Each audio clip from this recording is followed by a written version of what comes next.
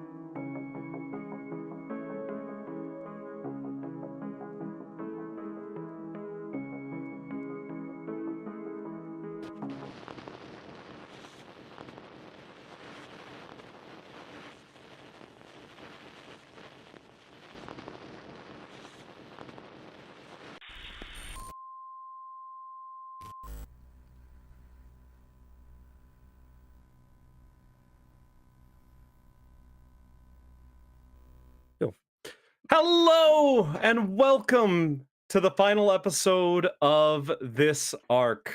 My name is Riley. I am the GM or loop master, if you will, of this wonderful show today. How's everybody? How's everybody doing? Good. Yeah. Pretty good. Happy to be back. Living the dream. Yeah. Doing all right. Obviously, we had a week off last week because, well, hey, you know, holidays. We tend to try and take some time off, streaming and stuff like that. But hey, I want to hear how everybody's doing. So, James, I'm going to pass the speaking stone over to you. How are you doing? Yeah, speaking stone. Speaking stick. Doing all right. A little sleepy today, but it's a Monday, so that stands to reason. I don't have to shovel snow anymore. Life is good. Ooh. You know, the ice is gone. For the moment, maybe not this weekend, but until May long weekend. Yeah, but I'll be camping, so it'll be fine. Yeah, no, looking forward to this. I'm interested to see what grown-up Enos has to do. Well, we might have some things happening here and there. We'll find out. I'm gonna throw that. Who are you gonna pass that speaking stick to? Sophie. Tegan. Yay. Yeah, I'm good. I'm moving in like 24 days, so I did a little bit of packing. Ooh. Tried to keep busy. Fair. I'm like, what can I pack now? What do I need still? Like, the worst part about packing, especially when it's like a long ways away, you're like, could I put this away? Maybe not. like, what clothes? Because I've already packed like a lot of my clothes again. So I'm like, what clothes do I need still? Like, so yep. We sold our place a couple of years ago and moved into the place we're in now, and it was like 4 months of living out of a duffel bag just full of work clothes and a laptop, and it was the most freeing experience ever. we moved in and got all of our boxes of crap back, and I'm like, what is all this stuff? We didn't need any of it. All right, Tegan, who are you passing the stick to? Throw it down to JR there. JR. Hey, yeah. Well, I'm doing pretty good. Glad I'm not moving because I hate moving. That's for sure. Oh boy. If I never move again, I'll be happy. Yes. But true. You never know. I've moved from Alberta to BC twice now. Never doing it again. Not doing it. Not fun. So I live here now. Yes. Specifically here. And I will until something makes me not live here anymore. Exactly. Yeah. And then, well, there's only one person we can pass the speaking stick to now. Pixie. Hey. How are you? I'm pretty good. I'm doing some packing too, but like different kind of packing. I'm packing as much stuff as I can into my smallest suitcase. Because on Sunday morning we are leaving for Europe for like just over a week. Ooh, Oh, But that's gonna be still, fun. I'm nice. packing for 2 of us in, like, one of the suitcases that fits in, like, the overhead compartment, so First of all, good for you for doing that because, like, Yes. good Christ, traveling expenses traveling have with gone up. checked bags is the worst. Yes, We Absolute yes. worst. we went to Mexico here a couple of weeks ago, and I'm never checking a bag ever again. No, Like Mhm. like for maybe traveling with kids, but otherwise no. yeah, no, backpack life for me. Um, well then, I think I'll take that talking stick back for a few Do seconds it. here. Yeah. And thank you. And yeah, we are going to have a bit of a different story today because I thought about it and transitioning straight to things from the flood would be, I think, a little hard, especially because we've gotten to know our characters as growing up and things like that.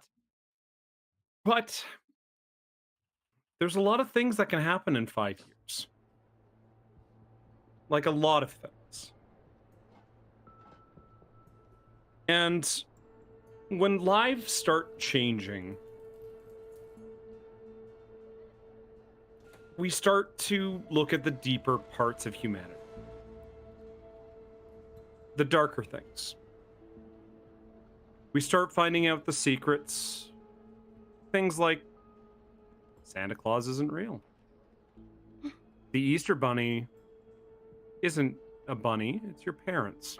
You shut your whore mouth. And other things like that. Governments and lying and cheating and all sorts of other darker and mysterious things. But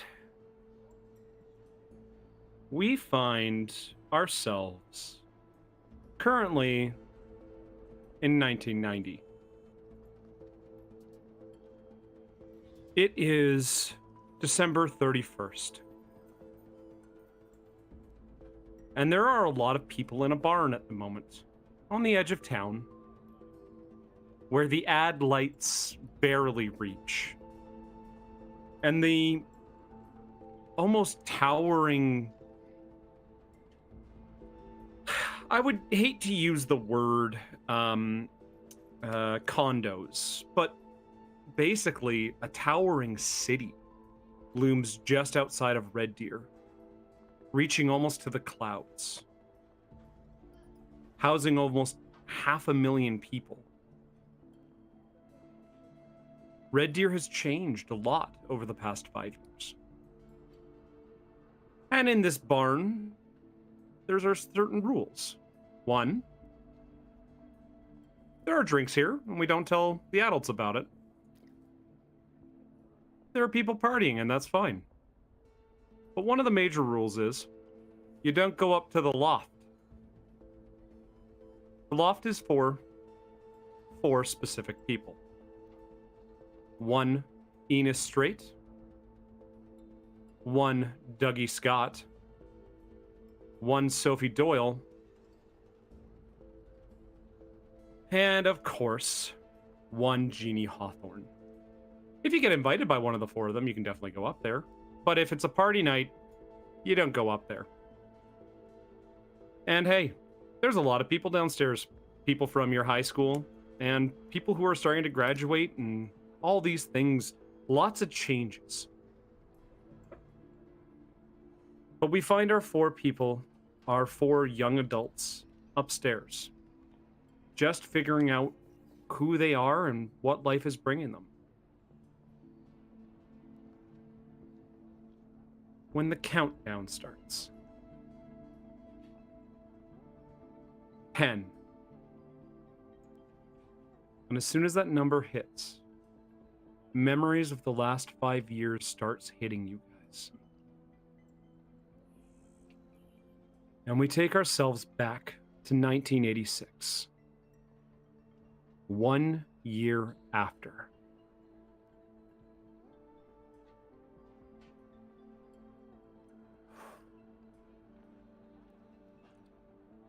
we find Jeannie in her room, and you hear a knock at your door. And keep in mind, this is around 1986. This is a year after the events of our last episode.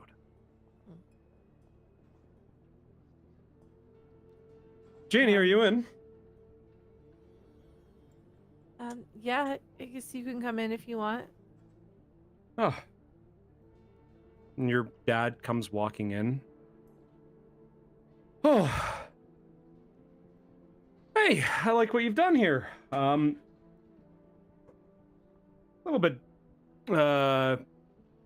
darker kind of books and probably some darker posters. You know, you got, I don't know, maybe, do you think Jeannie would be starting to go through something like an emo kind, not fully emo, but slightly grungy? So, Metallica.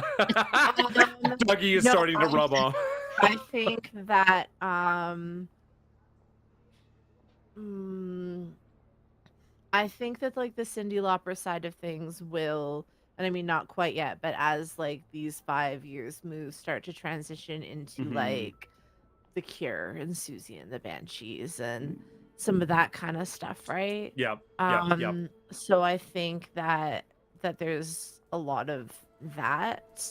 Like, I don't think that she adopts any kind of goth aesthetic or anything, but I think that like that, because her favorite music before was music that really spoke to her on like a lyrical and emotional level, I think that she would really end up connecting with a lot of that as she got older. Okay. All right. Perfect. Tastes mature. Tastes mature. Yeah. And he's kind of looking around, and you know, he starts picking up some of the tapes, and you see Enos or Dougie or Sophie's names on some of the tapes, and they're definitely trying to influence your musical taste a little bit. There's conspicuously a red flannel kicking around. Yeah. And he goes, okay, well, I know I haven't been home recently, and there's a lot going on. But we have some time off coming up soon, and I've been able to get talking with the board, and we're going to be able to take that vacation soon. And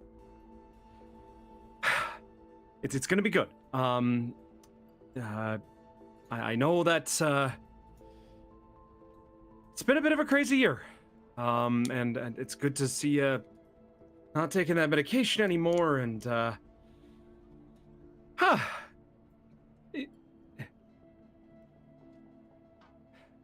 I definitely don't miss the headaches. Good. You can see him. Oh, sorry, go ahead. I do miss seeing you. You're so busy now. Oh, it's, you know, with the incident and the director doing what he did, and I've had to step up, and it'll be good for us. I promise you. Don't worry. Hey, come here, kid. And he comes over to you and he gives you a hug. But I feel like it's probably the first one in quite a while. It very much is. You haven't really seen your dad in probably 2 months, really, except for him just running out the door kind of thing. Your mom has probably become a bit distant to him. And you hear yelling and other things like that, as it sounds like communication has kind of started breaking down with them. And you can kind of get the sense that there's a lot of things happening at the moment. And there's that family vacation coming up. Has that family vacation been coming up for a while now? About 7 months. and you know your family has the money to be able to go on vacation very easily if they want to. I think that anytime he's mentioned that it was coming up soon, or that her mom has mentioned more likely that it's coming up soon, like she probably puts on like a pretty like convincing, yeah, that's great. Like she totally believes them, but I don't think she believes them very much anymore. Okay. After the hug, your dad kind of does like the pull back and holding your shoulders, and Yeah. you feel a little bit of shaking in his hands. And he gives you a kiss on the forehead and he goes, "We're gonna go soon, okay? I'll talk to you soon." And Okay, sounds good, Dad. and he kind of nods and looks around the posters and goes, "Finally.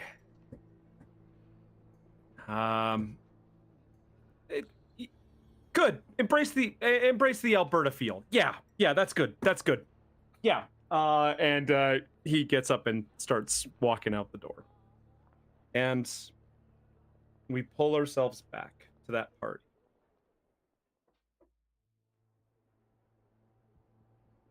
What is everybody having a drink? Is everybody like what's the kind of mood that you guys would be in for a party? Is And it keep New in mind, Year's? it's New Year's. Oh, there are two things that are absolutely happening at the Straight Farm. Mm-hmm. One, unbeknownst to the people in the barn, and like the doors open, you can see out across the field. There's a big like midden heap looking thing, like probably 25 yards off the barn. And unbeknownst to everybody that's hanging out drinking from a keg of beer strapped to a barn pole with a ratchet strap is You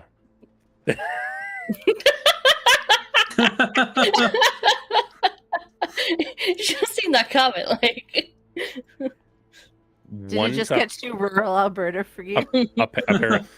Look, we took a keg camping once, and the hose was a little too long, and people kept dropping it in the dirt, so we ratchet strapped the thing to a tree. It's what you do. It's bush ingenuity. Anyways, there's a heap outside, and unbeknownst to them, but knownst to Dougie and me, that thing's full of fireworks. Yeah, I was gonna say the exact same thing. And I'd say the gasoline. Oh, And no. there's a long electrical wire that's rigged up to it's the 90s. There's a big red button, like like a big red button that says easy on it. Maybe a year or two early, but not in this alternate Hey, you know universe. what? You know what? This is the test market. It's fine. Yeah, this is fine. This is the test market. It's all good. And I feel like nobody knows about that but Dougie and I. Oh, for sure. Some people have tried to pump beer from it, and they just like go like, "What the?" And they walk away from it. They think it's frozen over or something like that. No, the keg is fine. The easy button's upstairs in the loft with us. Oh, yeah. And when I hit it, those fireworks are gonna hit an igniter. Perfect. Yeah, Perfect. that was easy. How about the feel other like- three? I feel like even if the girls don't know that the we boys probably have have done a this, suspicion. they They've done they something. won't be surprised even like a little bit. Yeah. Because that's just There's what the there's boys do. probably a feeling of like, when is the explosion happening? Why hasn't the explosion happened yet? Yeah, like last year, it went off immediately because somebody hit the button. Yeah, that's why the button is upstairs in the loft now. This Yeah. year, Yeah. Yes. Now, are any of you guys having drinks or anything like that, or are you guys, we're There's teens, we're young, we're not supposed to have anything. Red Solo Cup. I'm an Red- 18-year-old boy. I Yeah. bought that beer Mhm. Yeah. with my own money on my farm. Yep. I think that like Jeannie has a cup of beer, but like doesn't really like it just kind of takes a sip now and then as part of like the party vibe. Yep. But she'd It's like probably definitely rather have like just like Coke or something. It's kind of like this. There are absolutely a bunch of 2-liter bottles of coolers. Mhm. Like those, the ones from when we were Growers. Oh, growers Yeah. and yep. And they taste like sugar mixed with death. Yep. And they make you feel like death the next day. There's like 6 of them over on a table down below the loft. Yeah. And I you know what? There's like 30 people in your downstairs area right now, but it's, it's the final few seconds. How about Dougie and Sophie? Are you guys having a drink or anything? Yeah. Yeah. Oh, go ahead. I was just gonna say I'm definitely having a drink, enjoying a smoke too. Yeah. So I started young. I'm not getting. Dougie doesn't care. You're gonna have to hit your 40s when somebody's like, "Look, this is The presenting nicotine. some serious I'm gonna need nicotine complications." gum in the patch before. So Yeah. that's not around yet. No, it's not. Yeah. No, you're in a time period where literally everyone smokes. So Yeah. And how about Sophie? I feel like once she turned 16, her brother Cal would definitely start giving her some drinks like under the table. I think personally, Sophie's Maybe brother, sooner. Cal, definitely was like, "Hey, do a shot with us," with him and his friends downstairs. Like every time you came home, it was like, "Just do a shot with us. Just do a shot with us. Come on, do a shot with us." Like every time. Now, correct me if I'm wrong, but you presented Cal in a much different light than drinking in the basement. Does Sophie have a dime bag on her, maybe? Well, maybe, but we can discuss that in a bit. So yeah, Sophie's definitely drinking. I don't know if she'd go for beer. She'd probably do like a mix of like rum and Coke or something like that. Yeah. Okay. Maybe a little more rum than Coke, but in the plastic bottles. Alberta Springs, just sitting down there. Yeah. There's some classic Alberta drinks down there for sure. All right. 9. And we go back a little bit further to 1987. It's springtime. And Dougie, you're out helping your grandmother with a few chores outside. And she smiles at you, and you've been starting to change a little bit in the sense of you're starting to listen. You're still being a bit of a jerk here and there, but I mean, you've got some tendencies. But as you're helping out and you're doing things, your grandmother needed to sit. And after getting in touch with the EMTs, your grandmother has cancer. She's about 86 at the moment, so she's had a pretty good long life. But you start dealing with these things. And this is where Mr. Armstrong came to you. And he came to you in the hospital. And you're holding your dad's lighter. And he's sitting across from you. And he looks up. "Douglas, I ain't gonna pretend this is something that's easy. Finding these kind of things out is sadly a part of life. We deal with these things, and when they happen, you need to find an outlet for it. And I see you twiddling that damn thing. You're better than that thing. You're better than that message that your father tried to tell you. And you see a small bag beside him. And he looks across at you. Now, Grandma's still gonna be here for a bit. Do you want to make her proud? And he pulls the bag out and puts it in front of him.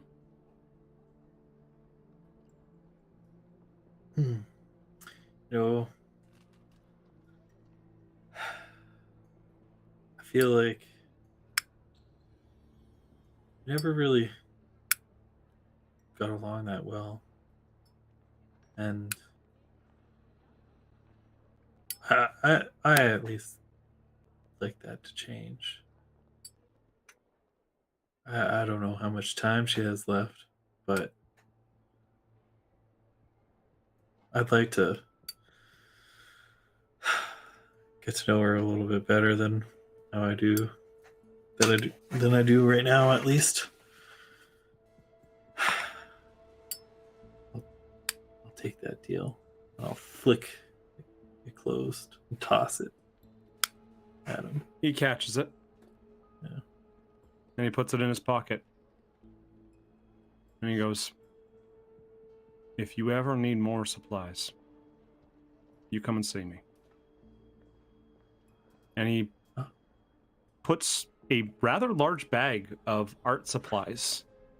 Some spray cans, some spray cans, and some paint brushes. and other non-drug related items. I'm just gonna say here, Riley, as wholesome as all of this is, this could absolutely be an after-school special about the art 100%. teacher that is getting Dougie to peddle drugs for him on the side. 100%. I understand the wording and the things. What's this metal spoon doing in here? I think I need my lighter back. Sorry. That was part of my other kit that I'm going to go see another kid about. Mr. Armstrong nods to you, and he goes, you come see me next time, and we'll do some art together. We'll do some painting, and I'll go through some of those kind of things. You got a good soul, kid. I think too, like after Dougie's gonna get a job. With Where would his- Dougie try and get a job? His grandma's sick. Something he doesn't have to spend too much time at, so that he has time to hang out with friends and do art outside of school. So probably Blockbuster. You know what? That feels like that would be a really good place for Dougie. Yeah. The local Blockbuster, especially when you guys have been hearing about the new thing coming out from Japan. It's coming in about a year or so, but it only has 3 letters. The NES or something? No, the NES has been around since 1986. No, what? I thought it was 1989. No. Sorry, 1983 is when it first came out. No, that in Japan. When did it come to America? No, I'm sorry. I am looking this up. 1991 is when the Super Nintendo came out. Bugger! I thought it was a lot later. It's all good. It is all good. No! Yeah, Technically, Dougie would be renting out video games 1985. and movies. Yeah. Technically, the Super Famicom came out in 1990. Oh, shit. I need those notes. I'm sorry. I just threw that across my chair, looking at chat. It's all good.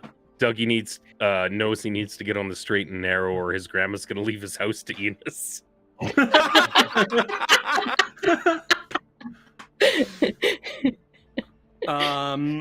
Jesus. I feel like that house has lead pipes, so Whatever. The land is worth something anyway. The Yeah. asbestos Anyway. will keep us safe, sir.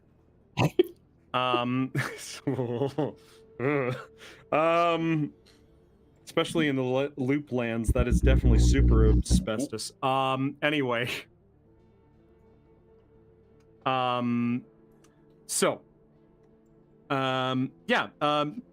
Yeah, you get a job at a Blockbuster, and it's the manager's a pretty nice guy, and he's like, as soon as he saw you walk in, he was a little bit defensive because he was like, oh no, it's this kid. yeah. And then you hand him a resume, and he's like, are you shitting me? No, sir. My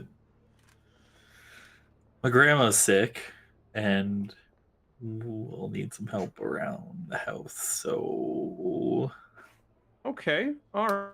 trying to Alright. make a little I'm money. gonna say this, Dougie.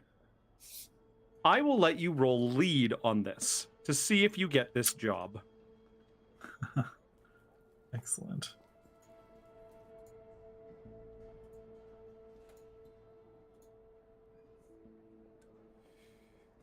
So, the interview is actually decent, and he's actually pleasantly surprised with you, and he's like, okay, well, we know this. Blockbuster is going to be going places. Yeah. When They're we going hit somewhere. When we hit the late 90s, Blockbuster is going to be huge. So it's going to be really good. Well, this is like the third location, right? That's popped yeah, up in the last third location in year? Red Deer alone. Like this place is going to be huge. And I mean, especially with the mega towers over there, people for days. This is going to be great. There's going to be no competition. I heard about this mail-in order place. No, I know that's. I mean, that place, kind of sounds like a good idea to me. For context, Blockbuster hit its peak in 2004 and then sharply declined. Sharply declined. But yes. So Dougie starts to go more on the straight and narrow. And your grandmother she's still alive in 1990, but she's sick. Yeah. And she has caretakers at the home and things like that. But where is Dougie staying right now? Because you didn't want to stay at your grandmother's. Yeah. So, get me if I'm wrong, but I think I remember hearing or reading something here. Is a certain person now a landlord? I mean, technically. As we come back to 1990, December 31st. It's complicated. Because, like, I don't know if at this point, Dougie's fully living at Enos's farmhouse now. Mm-hmm. Enos is fully moved back into his house and away from Clarence's place. He turned 18 and he's like, shook Clarence's hand, thanked him for everything, got in his pickup truck, and drove back to his house. Yep. Right? He's been back and forth here over the last couple of years, continuing salvaging. Yep. Same contracts, same everything. And it's enough to it's slow going because it's just him doing it. And like, Dougie helped out a little bit for a while. And then when Jeannie got enough credits to start in at Red Deer College, it was more convenient having her at the farm all the time. So we painted, and she's got a room and it's covered in all sorts of band posters that Enos is like, that ain't country. You know, he Only does. one country music poster that like Yeah. It's Garth Brooks because I mean, come on, it's Garth Yeah. Brooks. I was gonna say Shania Twain.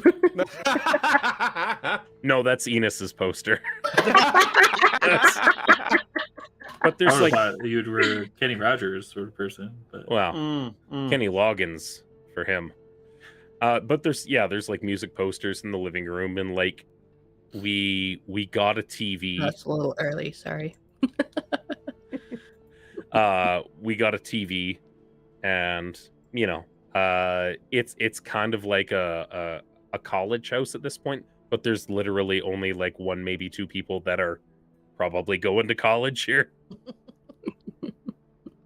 Yeah. Everybody pitches in and puts in what they can, and it's fun and it's convenient. And I will say that as you guys have gone through middle and high school, everybody started like there was a point where Enos was probably a little bit of a target for bullying and things like that.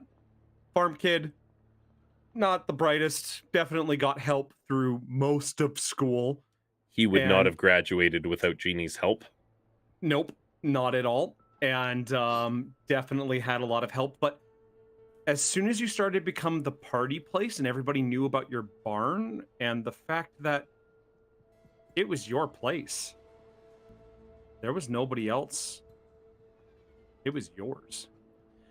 And Enos probably has a good reputation of like, there's a big chunk of firewood by the door. Mm-hmm. And if somebody starts beacon off, you get smacked upside the head and you don't get to come back.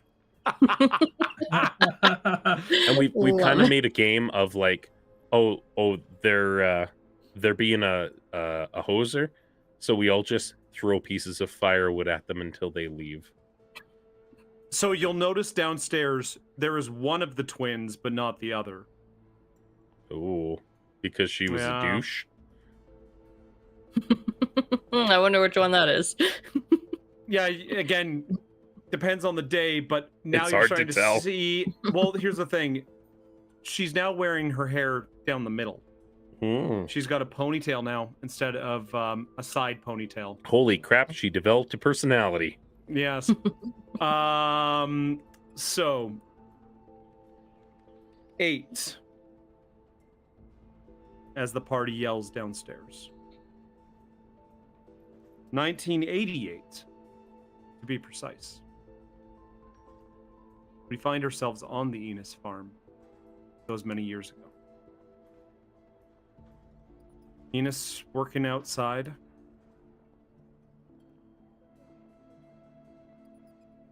And a woman's face who you can barely remember, except for the fact that you know that you call her Mom. Or Ma. Definitely Ma. Definitely Ma. Yeah. But this woman hasn't been your mother for a very long time. Yeah. You remember her arguing with Clarence out in the front.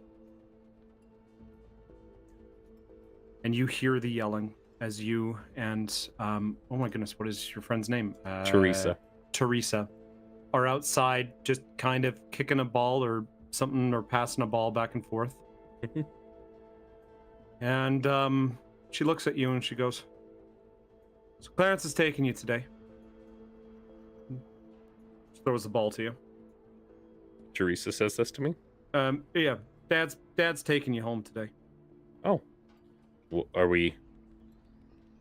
He looks at her confused.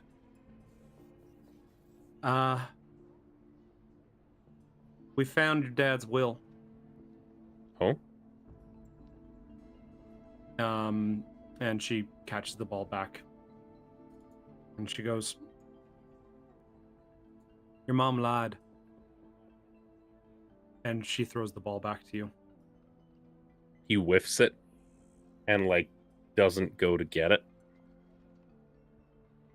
He just kind of looks at his boots for a sec. Your dad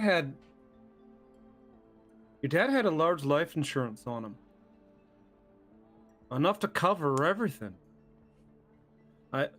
We don't know why, but she hid all of it. She's not a good woman. And in the will it said that Dad was to take care of you. He didn't want you to do anything with her. And she starts kind of picking at the glove a little bit. So, like, I won't be at the farm?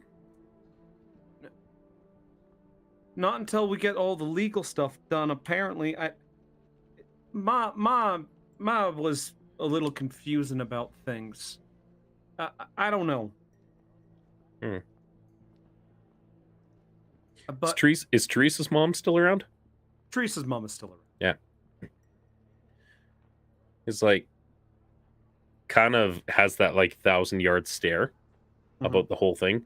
Enos is not an intelligent man. He is not zen with his feelings the majority of the time. And at a certain point, he's just like, well, and he slaps his jeans and he kind of like takes a step forward and he's like, I guess that's what we're doing then. And it's just like, off we go. Straight out to the truck. You hear a couple more minutes of yelling from the farmhouse. And then all of a sudden, you see Clarence come out. And he goes, we got stuff for you at the house. Come on, Enos. Yes, sir. Just a minute. And he books it into the barn for a second. And he takes a long look around and he grabs his backpack from over yonder. Yep. He's upgraded from that like military butt pack to just like, a rucksack. Okay. Yeah. Right. Perfect. He's a little older now, and it's a little more functional. And throws some stuff in and heads for the pickup. Yeah. And when you get out to the front, you see him. You see Clarence opening up a tin of chewing tobacco, puts a bit in. Puts it back and goes, I'm sorry, Enos. If I had found this earlier. He shakes his head. Your father was a good man. Well, on the bright side, sir, I won't be around that giant glowing wheel thing that makes my bits hurt. So it'll be all right. Enos is 100% sterile at this point.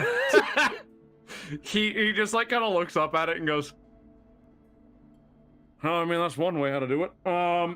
Get in the truck, kid. Yes, sir. And you get one last glimpse of your mother, looking out the window. Probably chucking a whiskey bottle at the truck as we drive away.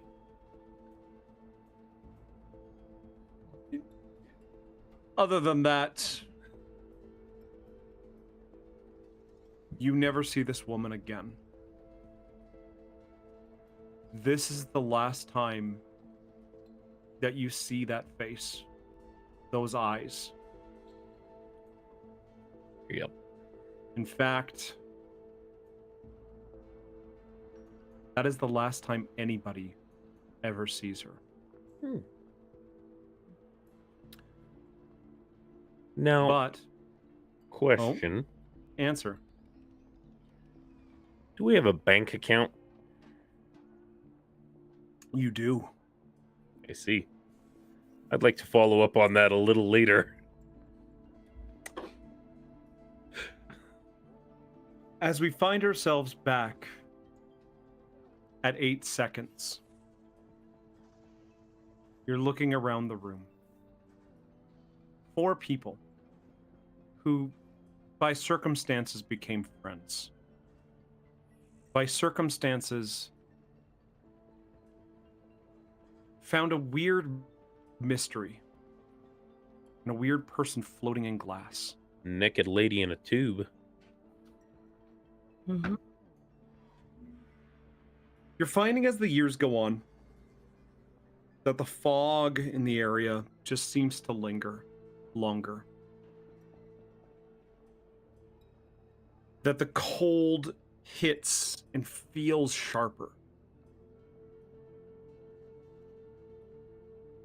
Global warming my ass. Of course, Enos would say that. Jeannie will explain it to him later. I mean, we're running on magnetrine power. It's all mostly green at this point. It is I think- actually. It's there's a lot. There's still some pretty bad industries in areas and stuff like. Russia's going through a lot of stuff right now. Oh wait, I shouldn't really say it like that either. But actually, in the books, it actually does state that there's a lot of stuff happening in Russia. Anyway, speaking of things kind of going on in the world, as you guys come back to the party and look around,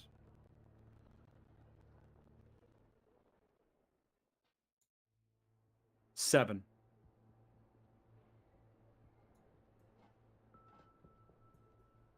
The world has been moving. 1989. Fall of the Berlin Wall. Tiananmen Square. And other world-changing events. The construction of the mega city, or the mega tower, is completed outside of Red Deer. And sorry, James, I cut you off there. Okay. And Red Deer becomes a city of 500,000 people. Almost overnight. As cars, trucks, and mag trains, and just people start arriving at the first constructed tower.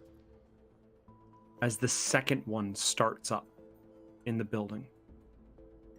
The skyline changes drastically in those few years.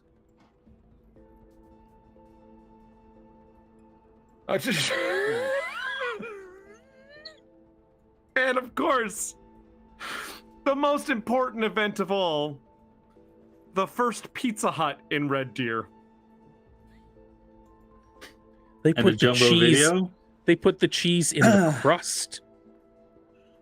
You eat it backwards. Yeah.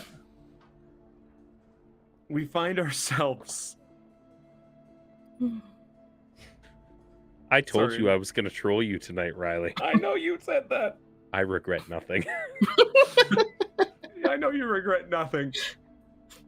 Oh. Yeah, you know what? Next to the Berlin Wall going down, Pizza Hut and Red Deer is probably the next most important thing. Certainly is to us. I mean, Berlin walls, they must not build very good walls, as far as Enos is concerned. So, it fell down.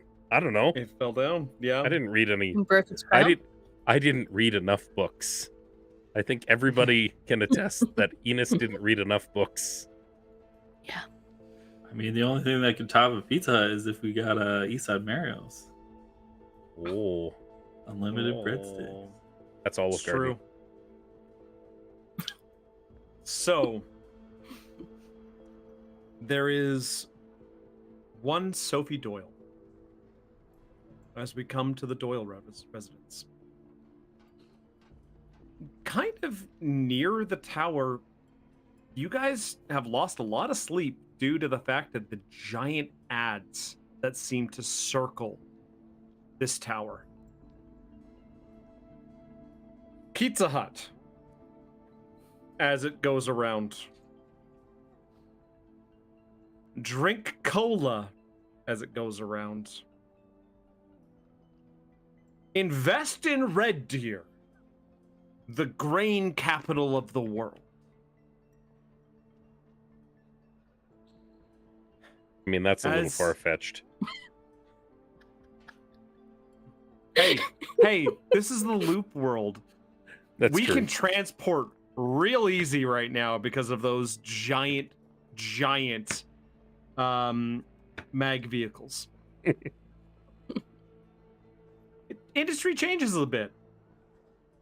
And the world's got to eat. But we find ourselves in the house of one Sophie Dole. You've been going at sports hard.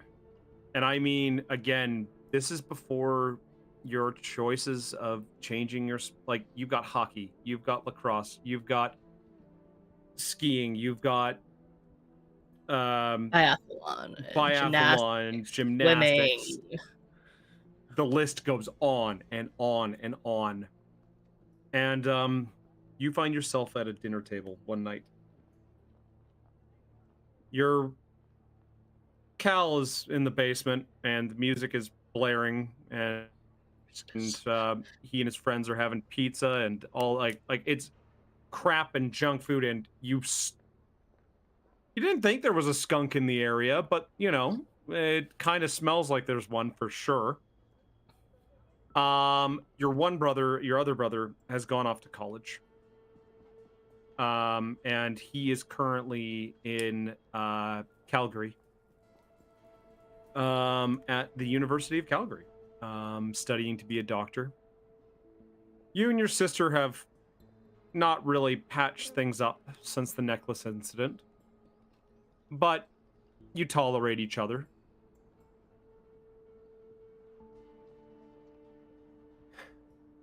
Did we ever find out what Sophie's sister's name is? I think we did, didn't we? I can't remember. It's been a little while since we knew Cal and Jacob. Cal and Jacob, and we actually, I don't know if we did. Did we ever figure out your sister's name? No, I don't think we did. What is it? Oh, maybe it's down here. But here's the question. Does it matter to Sophie if she's just the sister? She doesn't talk to me. Like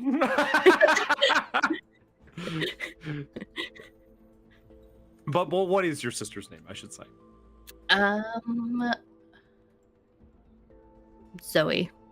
Zoe. Oh, she would be a Zoe. And she would be 100% into every kind of new aged book and everything, and you know that she has at least like the zodiac kind of things up on her wall, and she's got crystals in the windowsill and everything. And yes, she's 100% one of those new age people that the late 80s, early 90s kind of brought in. But you're sitting at the table and your parents are talking with each other, Alan and Diane, talking about your sports and talking about your school and everything like that. And yeah, they're just like, well, if we can move this, we might be able to fit in this sport. Here, Diane starts as she's writing down your schedule for the week. And your dad is going, oh yeah, that's I can make that work. I can get off the mill a little early that day to be able to do that. And just going on and on and on about the schedule. And you're the only kid at the table. Zoe has gone on to a green diet, and she doesn't want anything to do with any kind of meat, which that's what your dad cooks like all the time. And yeah, especially steaks. Steaks, there's lots of steaks. It's Alberta beef. We got to support the boys. Yep.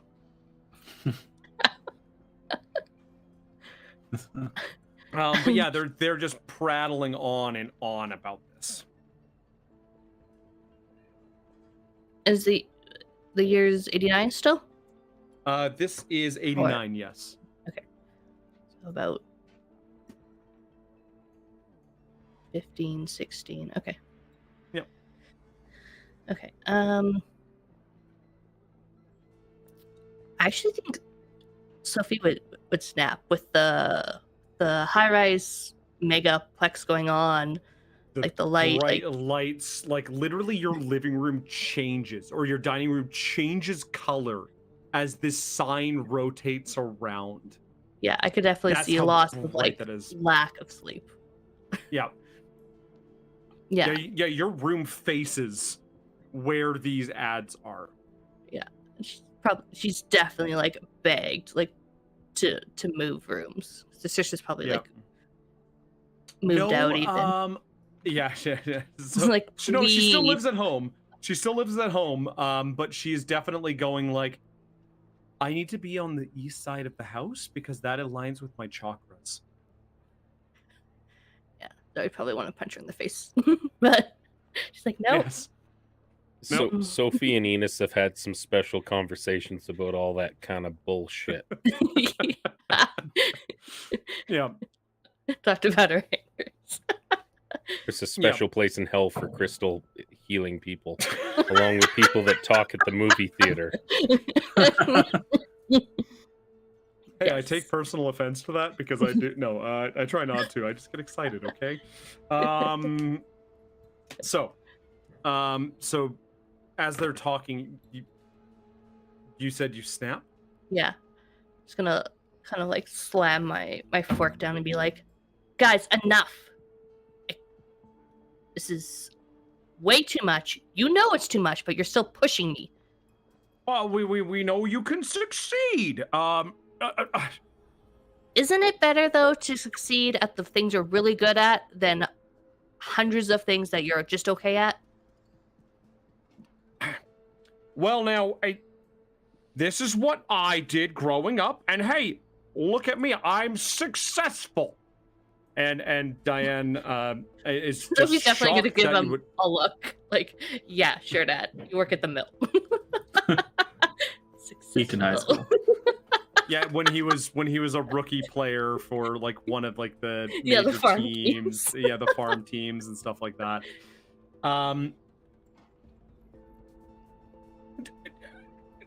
We've put a lot of money into this. Like,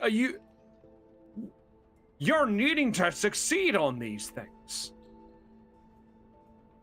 You said it's like the summer? Yeah, I would say this is about summertime. Listen, I know you want me to, but between all this school, homework, my friends, like that, she wants to swear, but she's not going to. That thing outside my room that you won't let me move. I'm hardly getting any sleep. Like, I'm surprised I haven't passed out from exhaustion. I'll finish whatever you want me to do this summer. But come fall, like, I'm not doing everything. Your parents kind of sit back a little bit.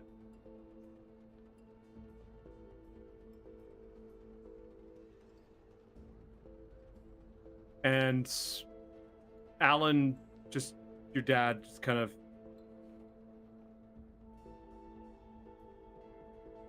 maybe we have been pushing her too much. And Diane looks at him and stares daggers at him.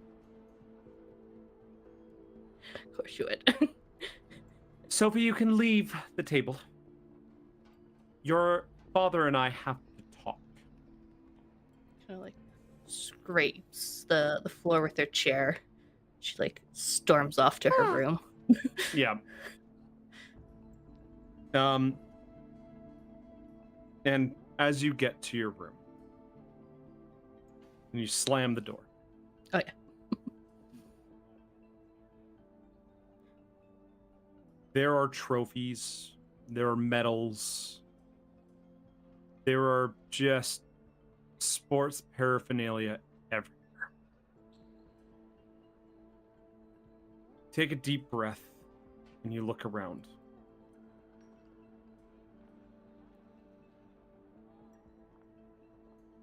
What does Sophie think at this point when she's looking at all these things everywhere? So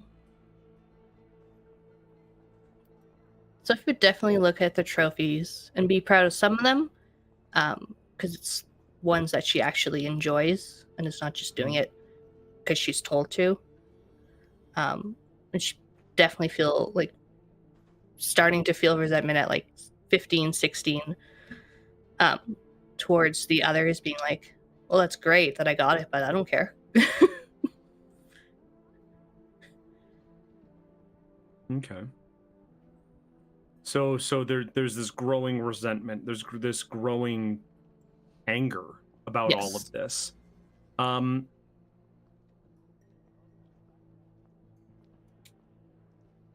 Sophie talked about being tired and bagged. Would there have been anything she would have done? In her current state, at this moment, is Anus the one owning his house? Or not yet? At this point, not just yet. I'd still be at Clarence's place. He's been back to the farm a handful of times, to like grab clothes and like get stuff out of the barn, and sometimes like he'll show up and there's no car in the driveway kind of deal, so he'll just hang out at the barn. But he drives now. Yeah.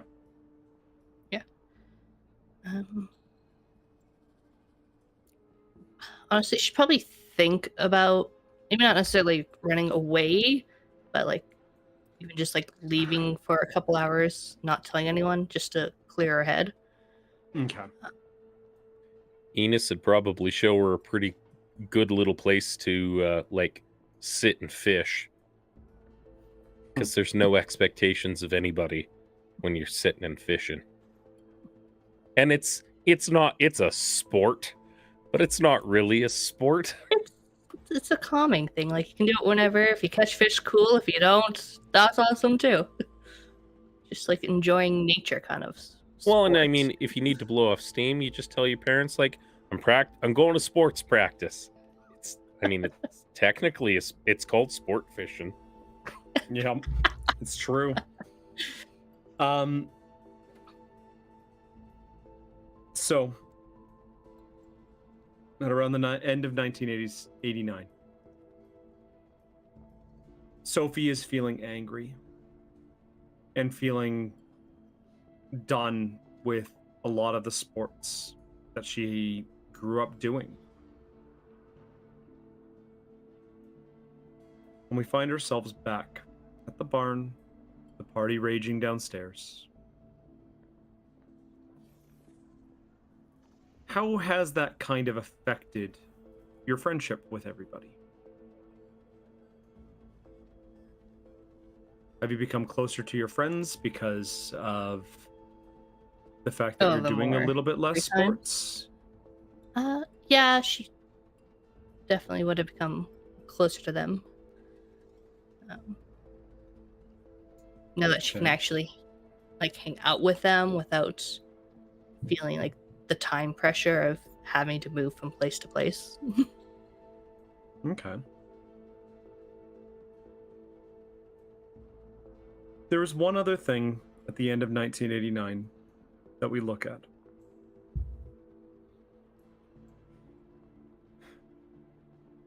And that's going to be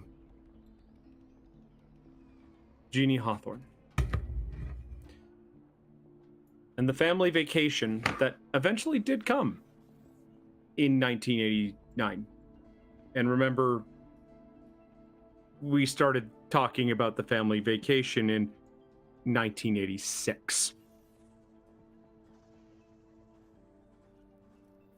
To say that it was a weird holiday would be one thing.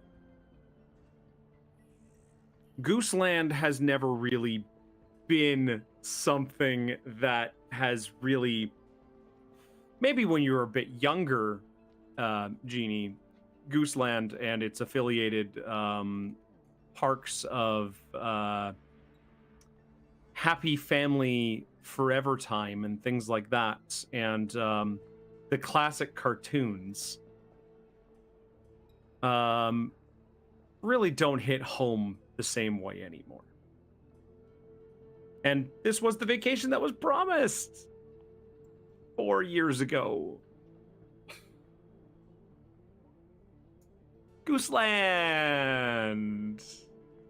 I also think that at this point,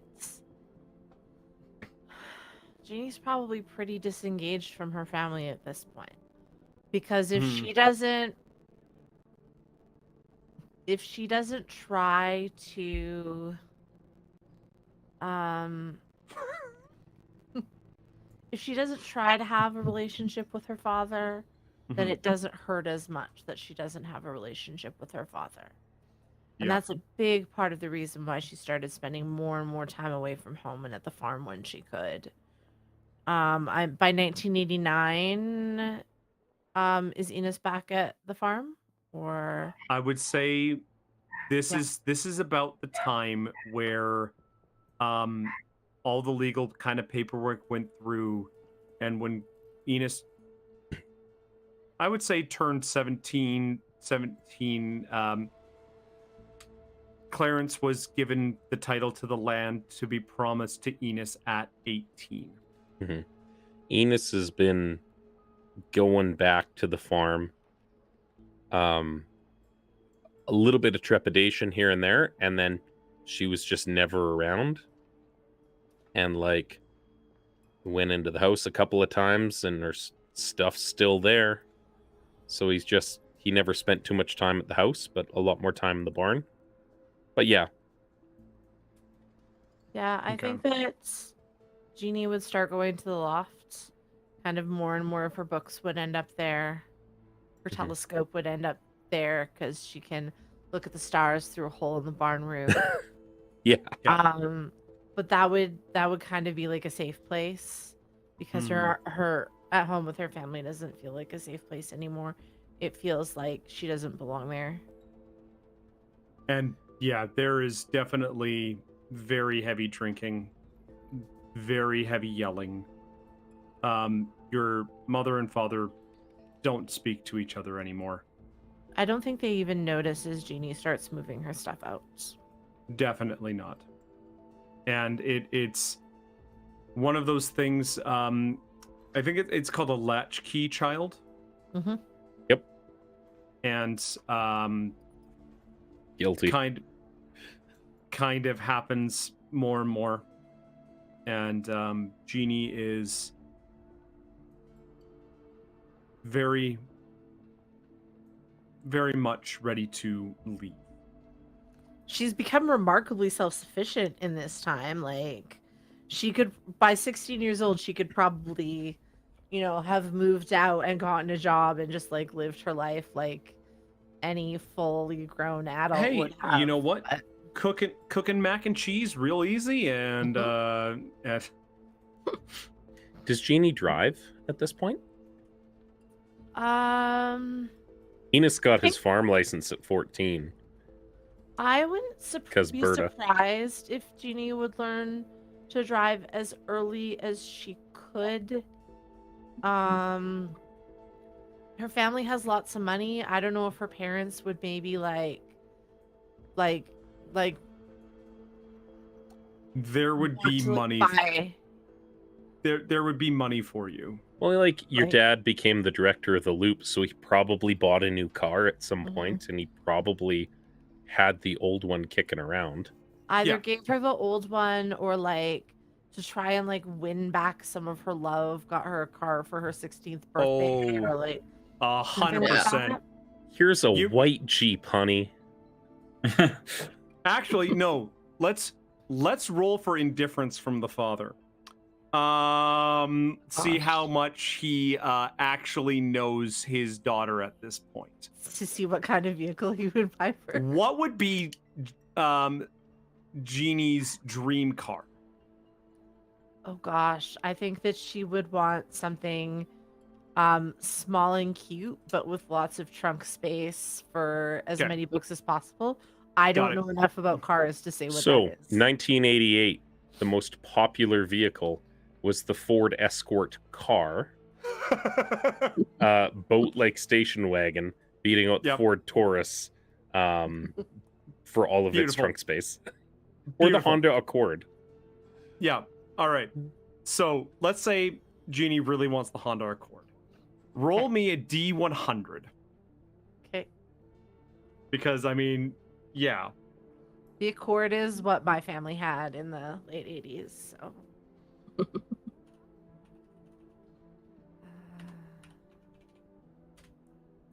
11. Oh. Jeep it is. Pontiac Grand Am. On your 16th birthday. Oh. What rolls up to your house is this deep forest green Jaguar. I So see. super pretentious. Super fucking pretentious car. Like, Little hood ornament. like Vroom. it purrs. Like, this is such a car. And Like, so, question. answer. Is Jeannie's dad, I'm just gonna put this politely, Mhm. fucking moron? When it Because- comes, We live in Red Deer, Alberta. He has a child in his eyes. And he bought that child something that is barely safe to drive 4 months out of the year.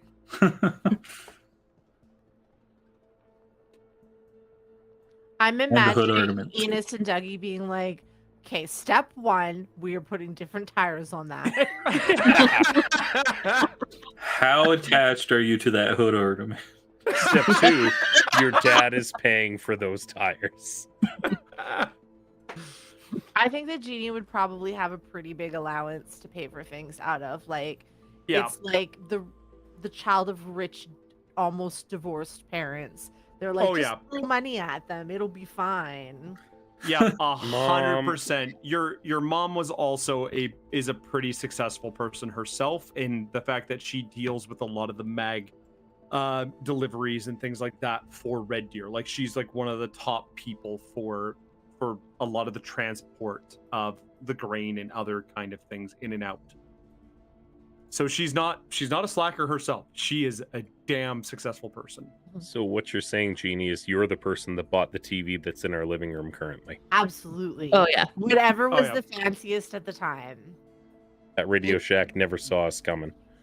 Yeah. Jeannie would definitely be like, if my parents are throwing me this money, I'm using it to make the people I care about happy, and my parents can pay for it all.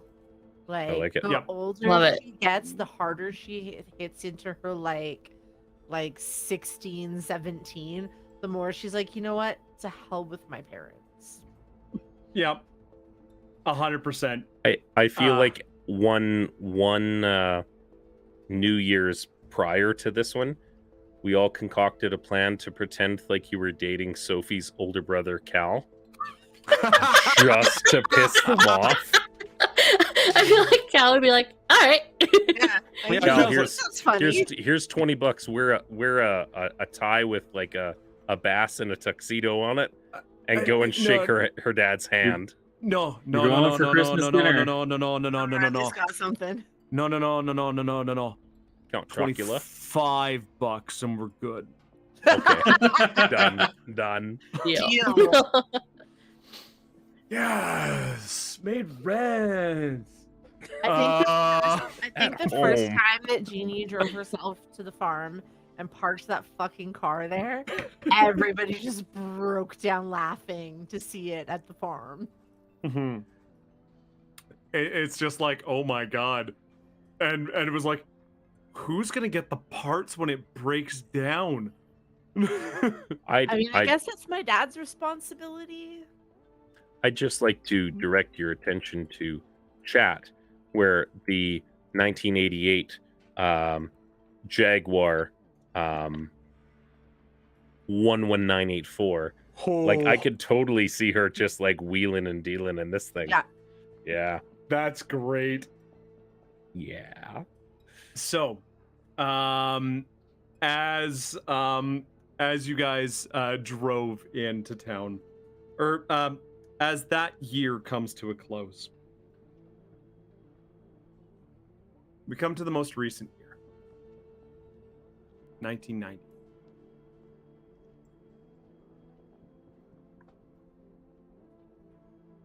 And at this point, the four of you become very good friends. And you guys have been dealing with all sorts of different, well, family things. You're dealing with sickness. You're dealing with disappearance. You're dealing with indifference. You're dealing with anger. As we slowly transition into the next parts of these stories,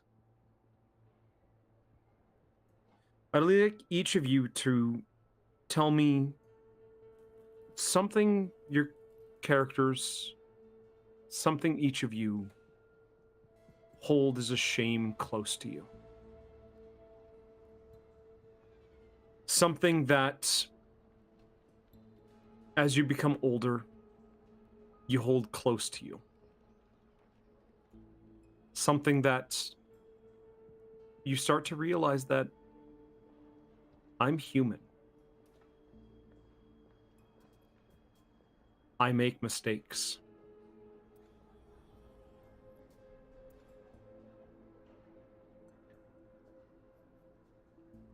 You know,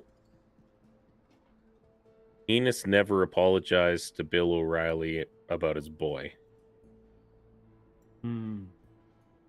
And that past summer before we all met, when he put that kid in the hospital, that was Bill O'Reilly's boy, the fellow that runs Possum Lodge.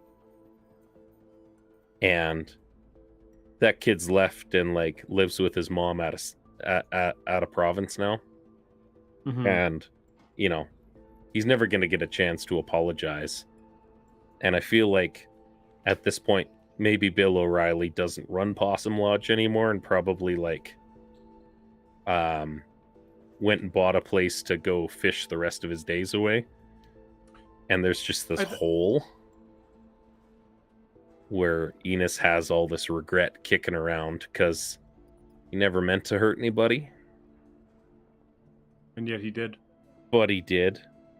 And he felt consequences for it for a long time. And Bill still treated him decent because he was decent people. But even if maybe Bill forgave him for stuff, he never got a chance to apologize to everybody. And it kind of eats away at him a little bit. Okay. Anybody else like to share? I feel like Sophie, especially around like that 16, 17 age, would kind of start a little underage drinking. Not a lot. No, just a little here and there. All you hear is just Cal going like, yes! Maybe with Cal, maybe at some of the parties with like the other yeah, a little doobie stress popular relief kids. sometimes. And whether like she's drunk or not, if she came home after curfew, like her parents would definitely accuse her of it. Oh yeah. And again, whether she even just had a sip or not, she'd be like, I didn't, like, you have to stop accusing me of this, like, just because other kids do it doesn't mean I do, like, technically you don't have any proof, so just stop, like, you're not. Definitely feel the pressure of, well, if you say I'm doing it, I'm just gonna do it then to prove you're right. Fair enough. But is that what she's ashamed of? Is doing it? Or like starting to drink or things like that? Yeah, trying to drink. Maybe doing like a little like marijuana with Cal in the basement. Ooh, slowly becoming a degenerate. Yeah. Soon you'll be a full Dougie. Does anyone want to go full Dougie? You never go full Love Dougie. Speaking of Dougie. Now that's an interesting way to Dougie. piss off your parents. Yeah. Yeah. Oh. Speaking of Dougie. Mm-hmm. So, I mean, I've been working on repairing that relationship with my gran, and it's kind of smoothed over a little bit, but it's certainly not as good as it could have been if I had maybe been nicer earlier on. And she's getting sick, and she might still be around at this point, but like prognosis is soon. It's going down, and yeah, I don't know if anybody has truly dealt with things like this, but there's a degradation that happens. And they slowly become a person who they weren't. Yeah. And as the years go on, she becomes somebody who she's not. Yeah. She starts randomly calling you your father's name. Yeah. And things like that, because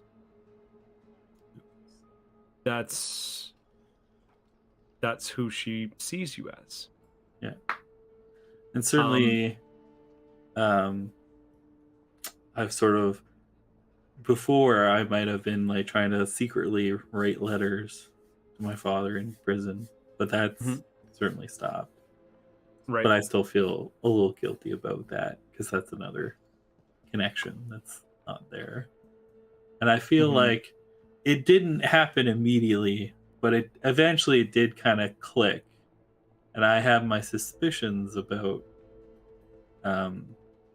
Jeannie's dad being involved in the death of the former director, but I haven't shared that with anyone. Oh. Yeah. Interesting. Well, we are waiting for Pixie to come back here because we need to hear everybody's shame. Yes. That's how this game works here. I'm trying to put in the guilt screws, Shame. and the sad screws here as we slowly start to become moody teenagers, and we have to have mood. I intimately regret not burning the CBC to the ground. The CBC. The CBC. Enos has no idea that, like, everybody else is like, the CBC, and he's like, yeah, the CBC, like it says right there on the sign. He still doesn't believe us when we say that wasn't the CBC, but It's still, they still got a sign. It's like an outpatient office thing. I don't know. Enos is not a very intelligent boy. we love them all the same. Yeah. Should we take a 15 here before we continue? Because it Why feels don't like we- we're at an okay spot. And then Why don't we step away for, we'll call it 15. Yeah. Give everybody a chance to grab a drink and do some things. And call it 7:45. 7:45 sounds good. Beautiful. We will be back in just a little bit, folks.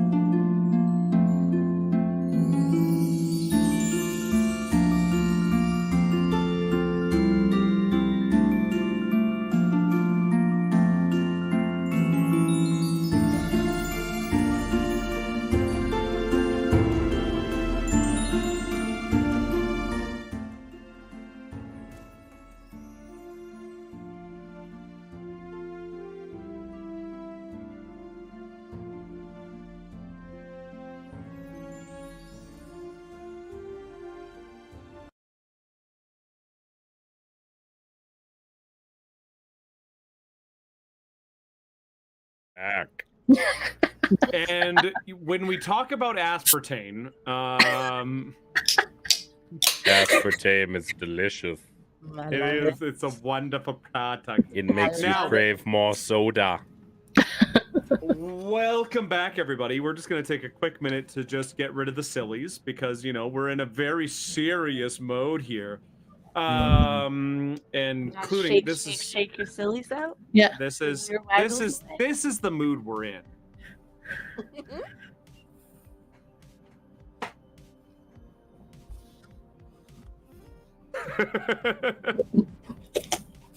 No matter how hard he tries, he can't stab the mic to death. No, he cannot. Poor goose. Why? Give him a real knife, coward. Yeah, like that.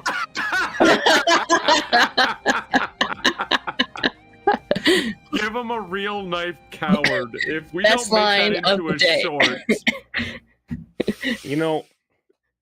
There's a line from Terry Pratchett, and it's with death, and it's like I'm trying to remember how it goes.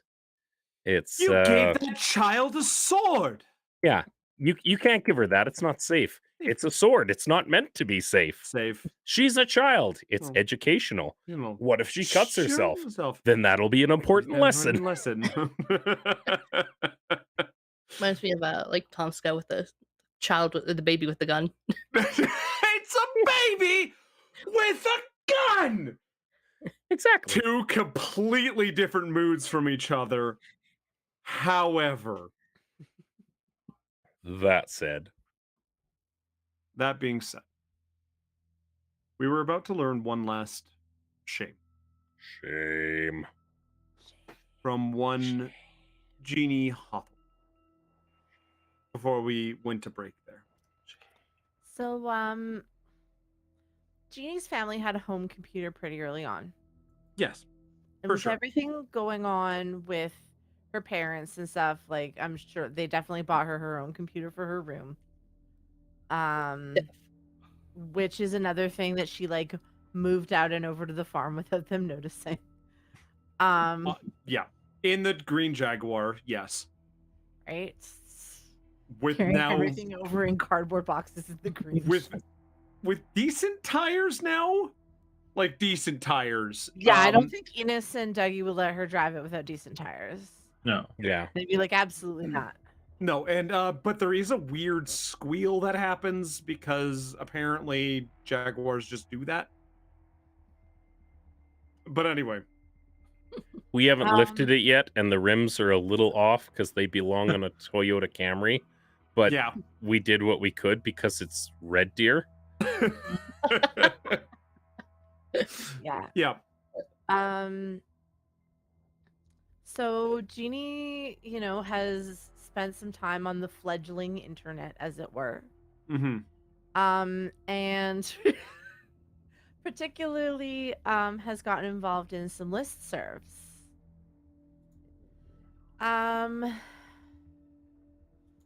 Because Jeannie, after everything, and especially with how distant her dad has been, is pretty skeptical of the loop and all of these huge advances and everything that's going on. And I've got the wrong music for this, but yes, please continue. she wants people to question this. She is definitely like anonymously feeding either things she knows or rumors or even downright falsehoods about the loop and how they operate into these listservs. And she definitely like thinks that it's, she's doing it for the right reasons. She wants people to know that all is not what it seems. But she also knows that if she blows this up, as mad as she is at her parents, she and her family will have nothing. Jeannie, roll me an investigate. Okay. And I will give you 1 extra die because you're using an item. Okay. 3 successes. Jeannie, it's late one night in 1990.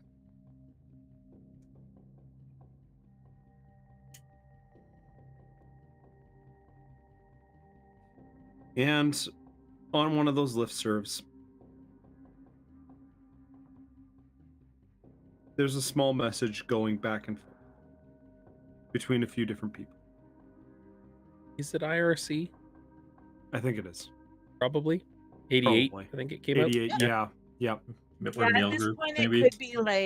it could be IRC channels that like change all the time, so you have to, know what it is this week.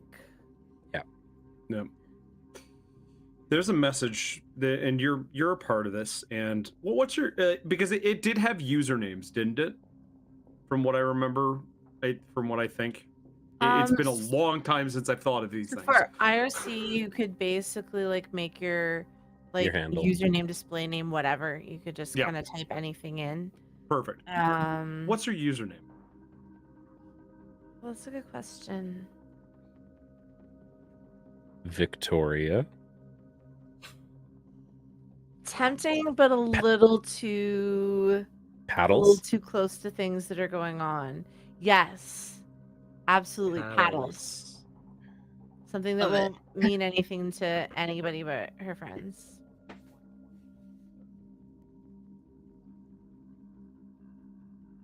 So you've been part of this thread for a little bit here. I'm gonna say this is when the computer's at the farm. Enos and Dougie are watching hockey down. Actually, you know what? Enos, Dougie, and Sophie. Or no, Sophie's hanging out on your bed. She's just like laying down, reading a magazine or whatever. You're on this. Totally a 90s, late 80s things to do. And you're hearing the hockey game downstairs. Sophie's kind of like this in between liking sports and also not, and also just, figuring everything out. And the boys are downstairs watching the hockey. And these messages are going back and forth. And you get, "Hey, paddles," it says in the message. And it just like flashing, and you see like the little cursor of yours saying, "Hey, paddles. Tit for tat. I will give you something if you can tell me the current project the director's working on." Is that something that I would know? This might be. Or is it And- something I can like make a good enough of a guess at to like I will let you roll. I'll let you roll one of two things. okay. I will let you roll either. Oops. I just need to open that. There we go. I will let you either roll a calculate or a comprehend. However, the comprehend will be will have two conditions on it. As in, like, you would have -2 dice to it. Okay. I'm gonna roll with calculate. Okay. Ooh, that didn't work. Okay. You don't have luck anymore, but you can push. If you push, you just get a condition kind of thing like that. Yeah. Because you don't have any luck anymore. You're not a young kid.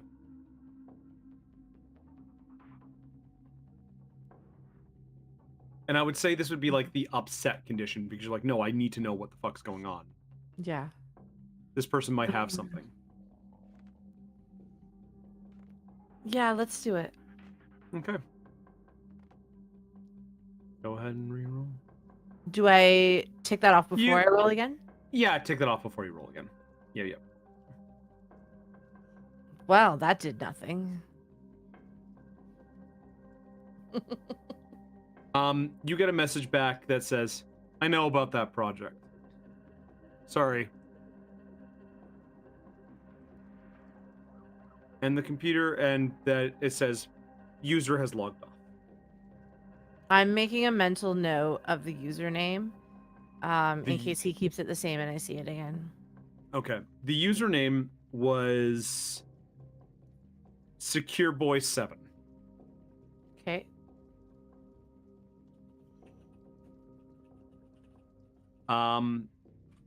And we find ourselves back at that New Year's party, the end of the year.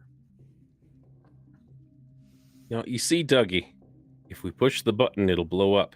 But maybe if we light a bottle of whiskey and throw it at the fireworks, it'll make an even bigger boom. I mean, the boom will be the same, but I mean, it'll look really cool. You could snap a Polaroid of it as it sails through the sky.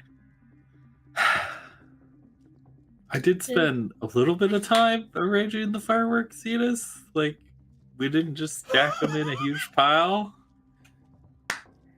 It's never Being stopped you artistic. before.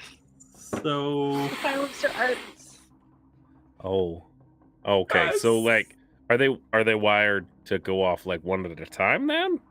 no, it'll go off. It'll kind of go off all at once, but there'll be a bit of a pattern to it. Okay, so there's a sequence of events here. Yes. Okay. See, and he claps his friend's shoulder for a second, and he gestures with his red solo cup. He says, "What's happened to you, man? It's like I don't even know you anymore." But all right, look, if you think it's gonna be all pretty, then I trust you. And if it means that much to you, we'll hit the button instead of lighting it on fire with gasoline. I would like us to push the button, but if Okay. there are some leftover fireworks, and if anything doesn't light off, we can throw them in a pile and chuck a bottle at it. That sound like a good deal? Yeah, all right.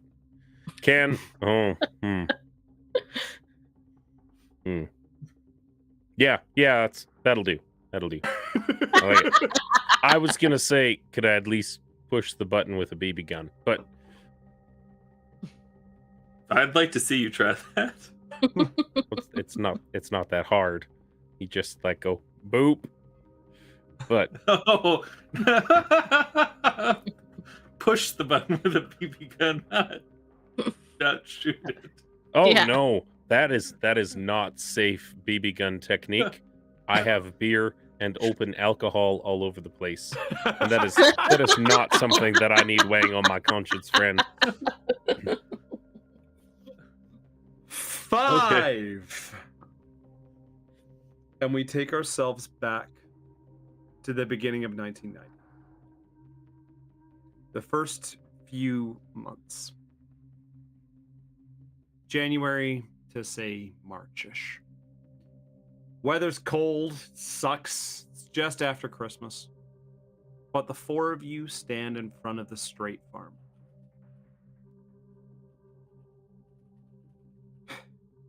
And beside you guys stands a gentleman you know quite well, Enos. Mr. of course, Clarence. A man who you almost considered almost like a father to you, in the sense that he took care of you for the past 2 years. Certainly 2.5 better years. than Mr. Yuri, the Russian scrapper that I saw every couple of days. Yeah, I mean, hey, Yuri gave you money. Yuri did all right. Uncle Clarence is a much better man than Yuri the scrapper. Oh, 100% he Yeah. has been. But you stand. Actually, no. This is better. This song's better. There we go. Mood. Gotta get the mood right here. As you stand in front of your farm, and your 3 friends beside you.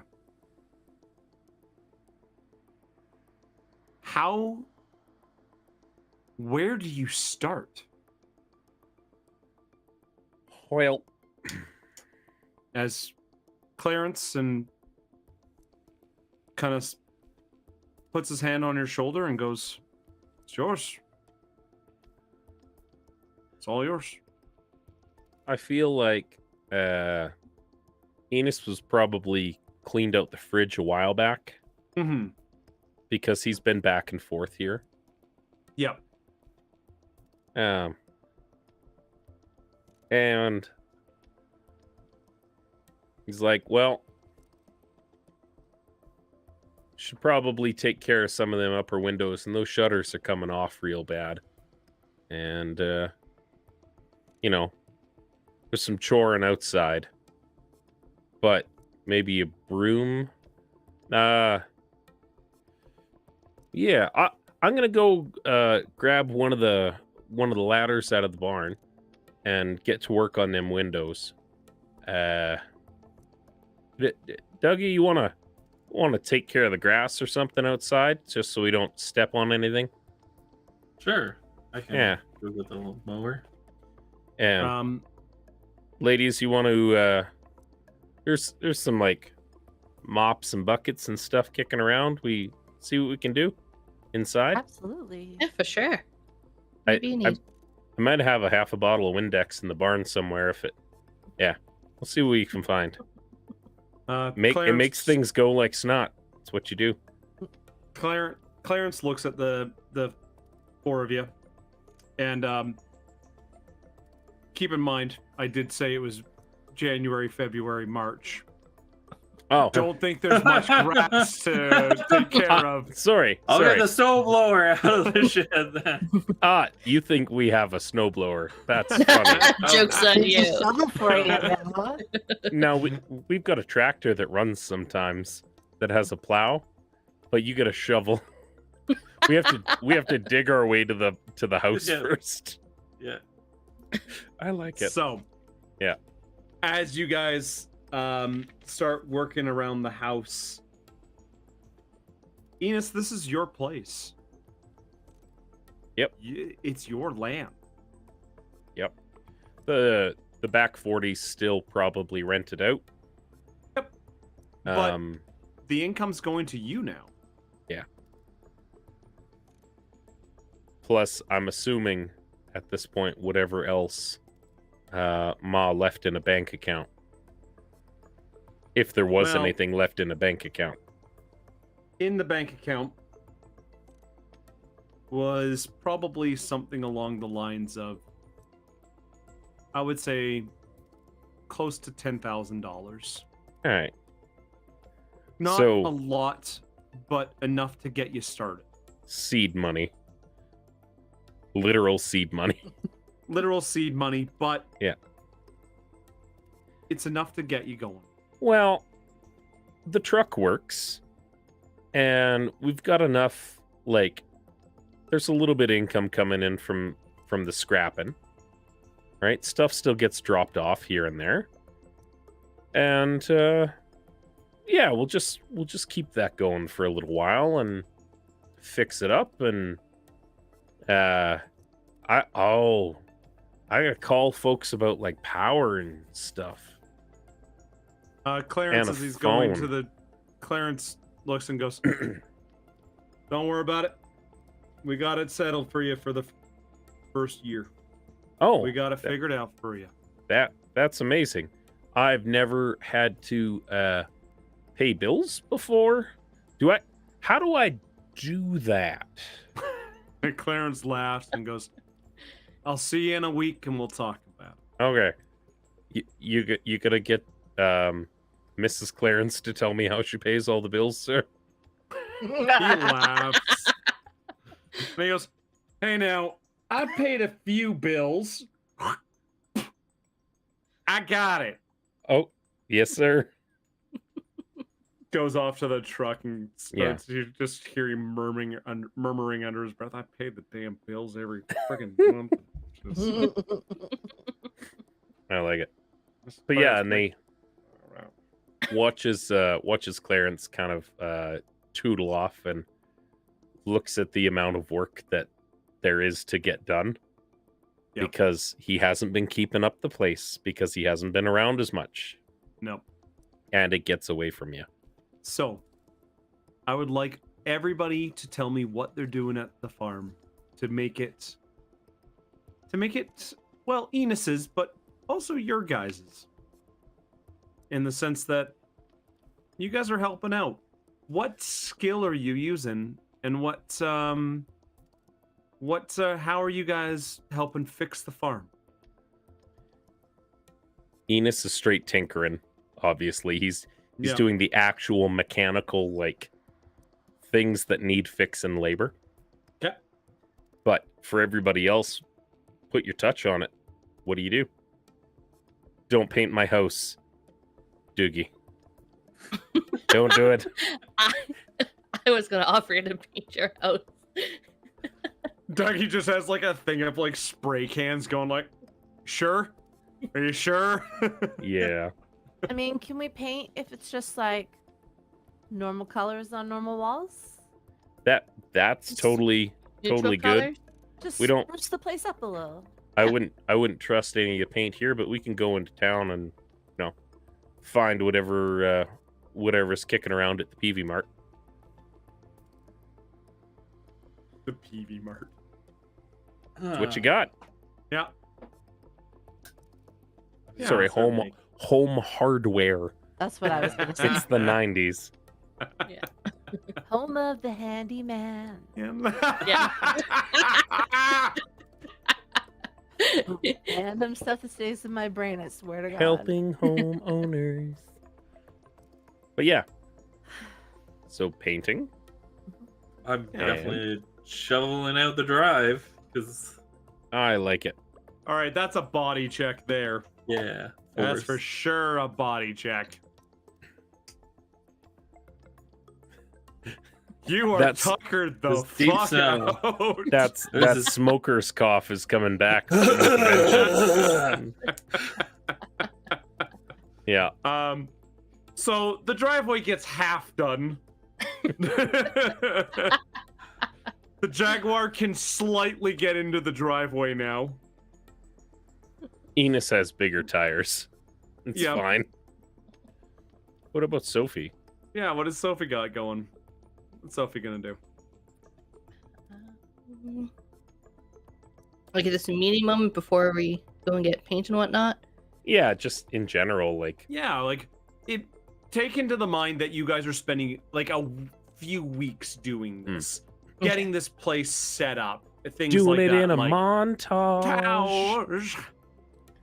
I need a mod. She yeah, she would definitely like sweep, mop, maybe point out parts of the floor that maybe need repairs in the near future. Yeah. And then paint the walls for a nice like neutral but still like calming color for Rhaenys. All right. While we're having the 80s montage going on here, we're seeing the sweeping, and then the camera pans up, and we see the mopping. Then it goes around to the next room, and we're seeing the painting going on. I have the tiger plays, right? Yes, I have the Totally. time 100%. Yes. There's an evening where you guys are huddled around Enos's broken TV, listening to Rocky. I can't help but feel it'd be something close. It's like Paul Stanley, just like it's Kiss of some variety or another. Yeah. Enos has no idea what they look like because his TV is broken. Yeah. It's just If- like, this is my jam.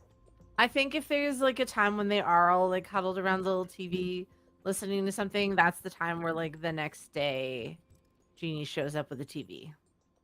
I like 100%. Yeah. For sure. Yeah. It's like she got upsold all the hell at Radio Shack, right? And she's like, Oh yeah. No, this thing has like freaking all of the warranty, all of like the extra accessories, the cables that you do not need, and a Nintendo. Mhm. Yeah. Brand new Super Nintendo Entertainment System. Yeah. Yeah, It- 100%. It's got the RCA cables that nobody can use yet because they don't make TVs in North America that need them yet. Mhm. Yeah, and so you got upsold all the other stuff that you need for it. Mhm. Dougie's gonna tag the lift that takes us up to the second floor. Give it a majestic paint job.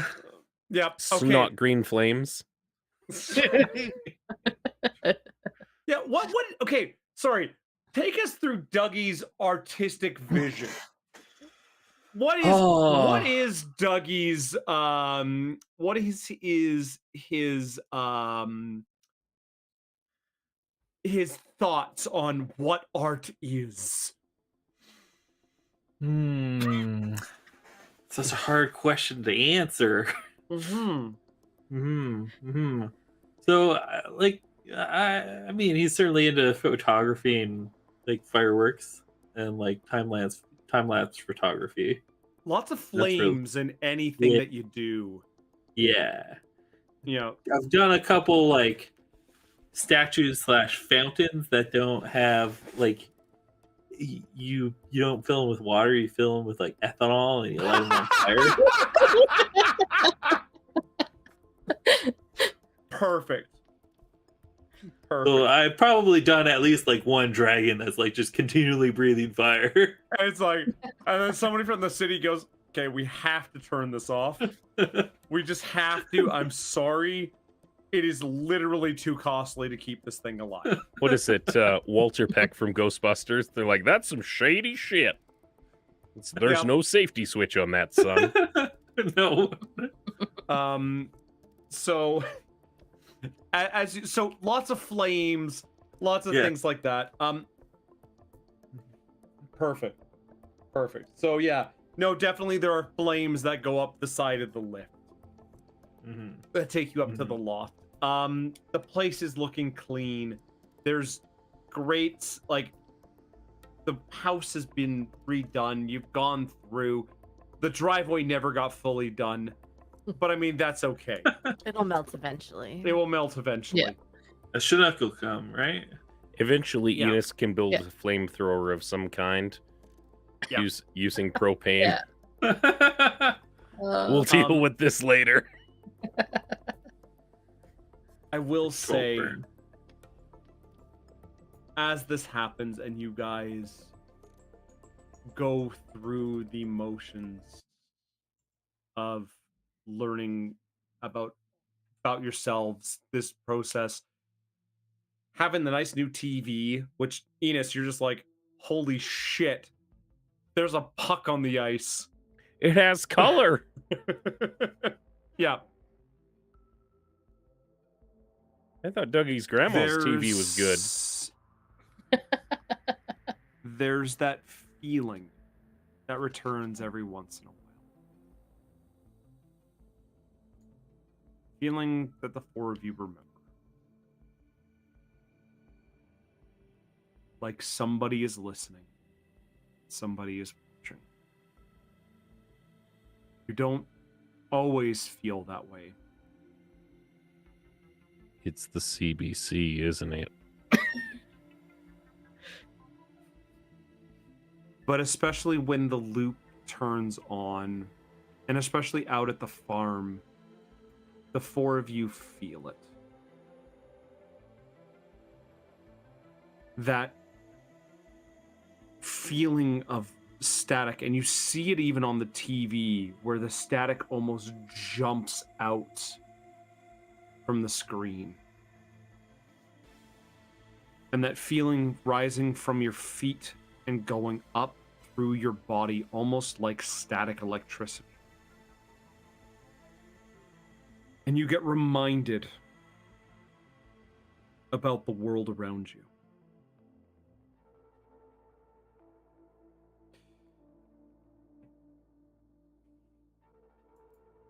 And what's...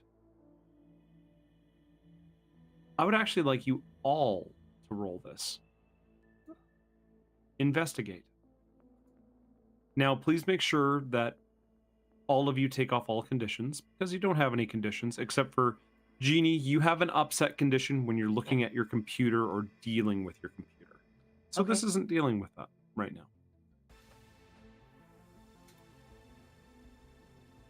Nice. No.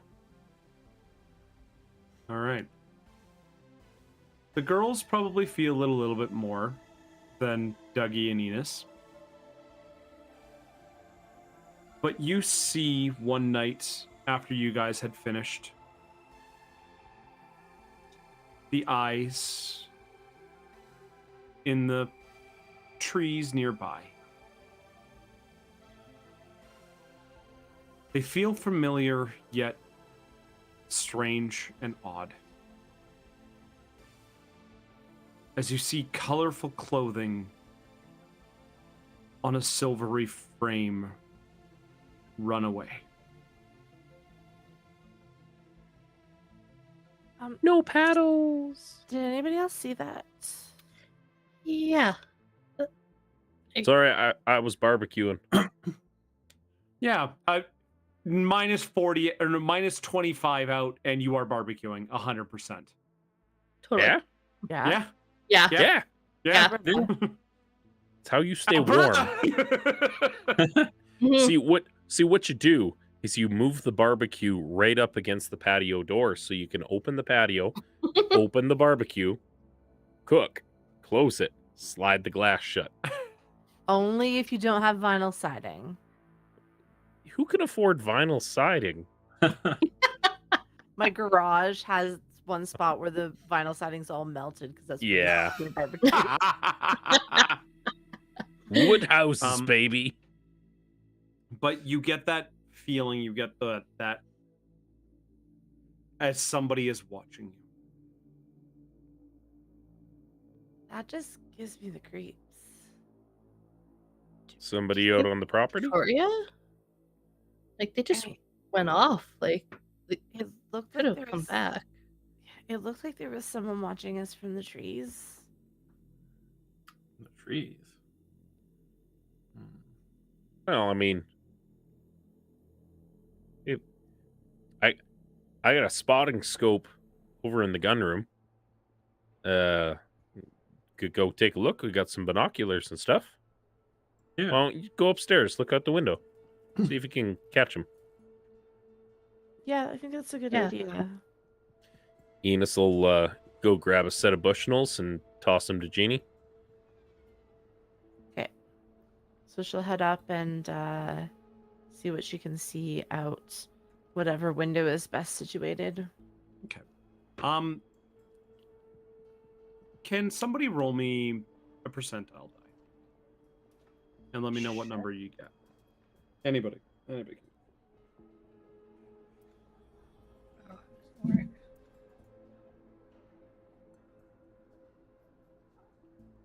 Hi, Best.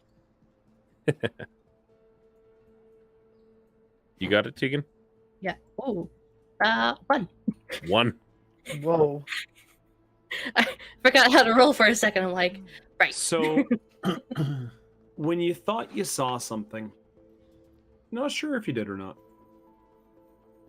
You saw maybe some colors, maybe something silver, but it's gone just as quickly as it showed up. Probably just velociraptors. You'd be fine. I think we're in the wrong part of Alberta for that. That's true. Drumhiller's way up there. Maybe it's just one of the new. Dino season for Drumheller's bad.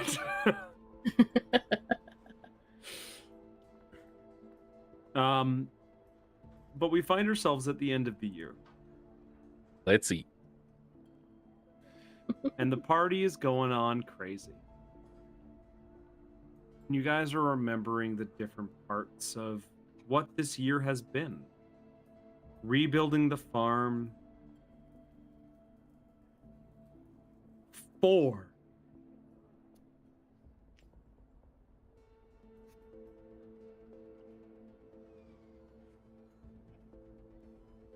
And we find ourselves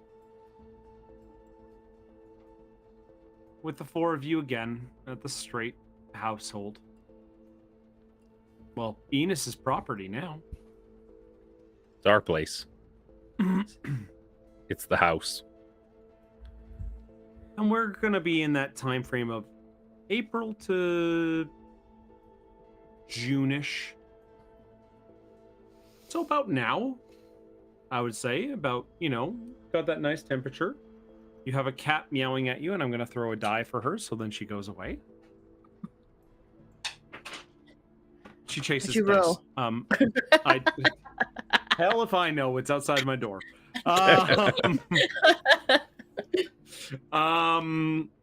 Did you roll a 20, Bast?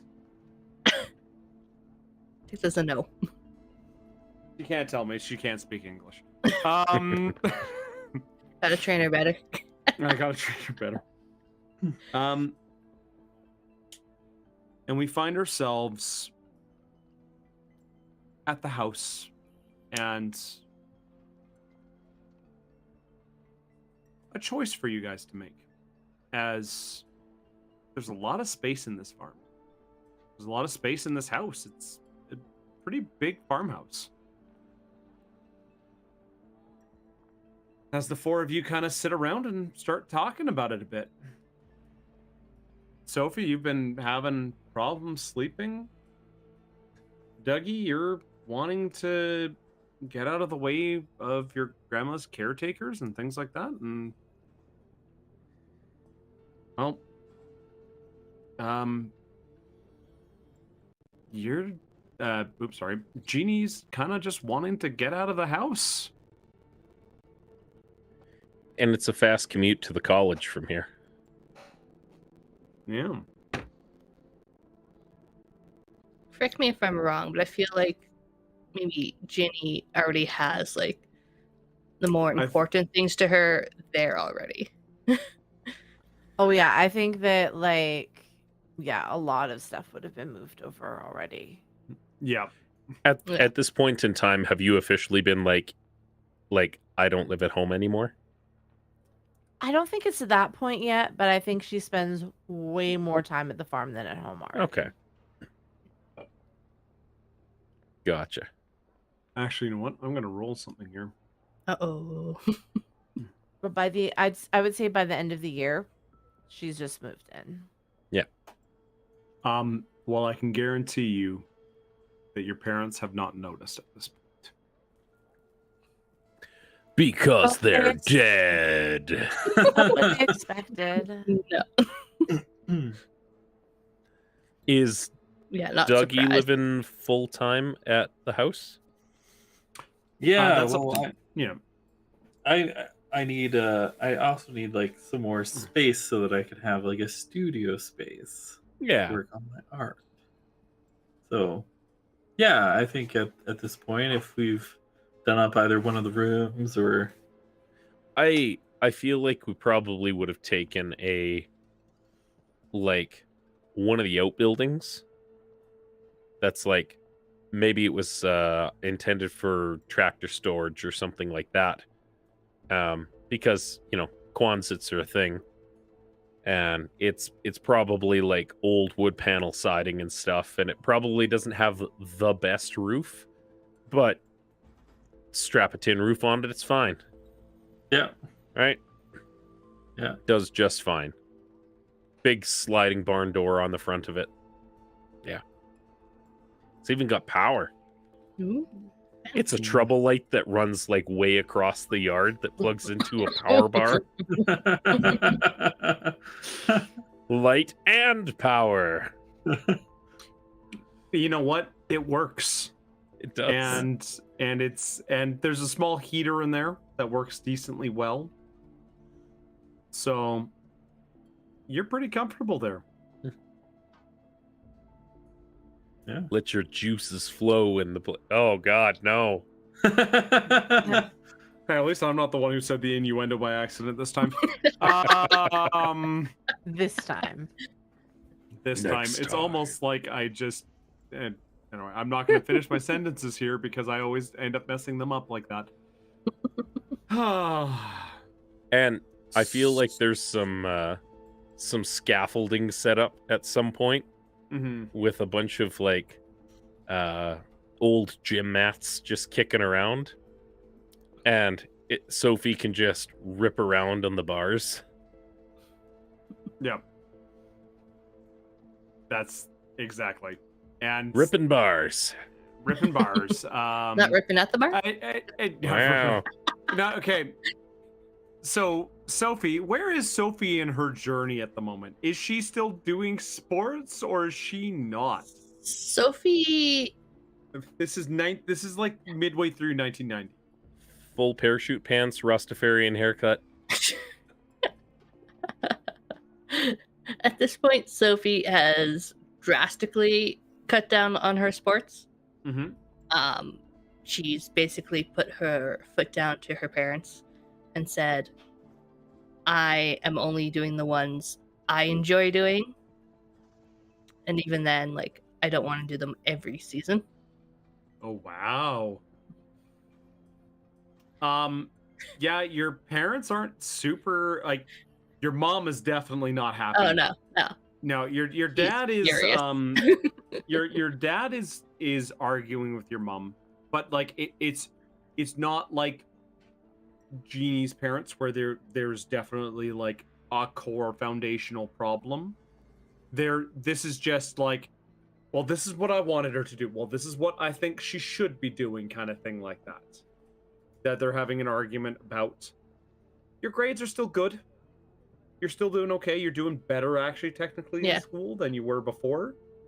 So, hey, that's a good thing. Yeah. But definitely your mom is not as happy these days. And you see a lot more wine bottles getting put out. Lots of Gwartz demeanor. And lots of Rieslings are hitting the recycling bin these days. That sounds about right.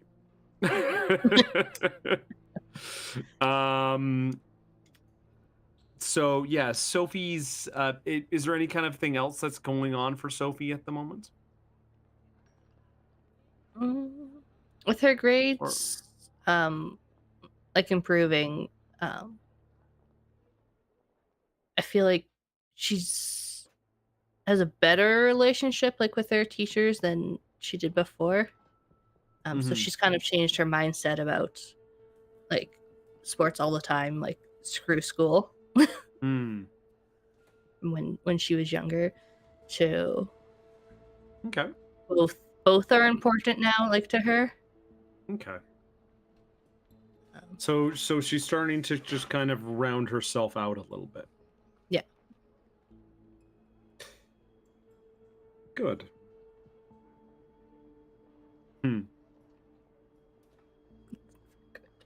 We come to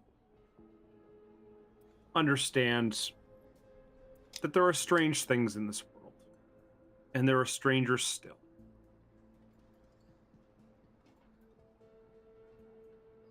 Somebody, as you said, could have sworn they saw dinosaurs. Or things that look like dinosaurs, but that can't be fucking true. Somebody said that they saw one coming out of the oil. And that they're coming back. They were turned into oil, but they're coming back. And Teresa found some mushrooms one day at a friend's house. She ate those, and the stories, the artwork got much better. The stories got much worse. Oh, you see, Teresa has this thing with herself where she's like, okay, I'm gonna write while I'm sober, and then I'm gonna take this shit. She's becoming a really good comic artist, actually, to be honest. Sounds about right. She's been working on a whole bunch of really strange kind of ideas and Tales things like that. to amaze. Yeah, exactly. And but anyway, aside from Tales to Amaze, I will say that, Jeannie, you've been hearing weird things as you've kind of gone home a couple of times here and there. You're starting to hear strange reports from your dad. Or you find clippings, or you find things, and you thought your father was distant before. But after Gooseland, the man had changed. He became cold and distant.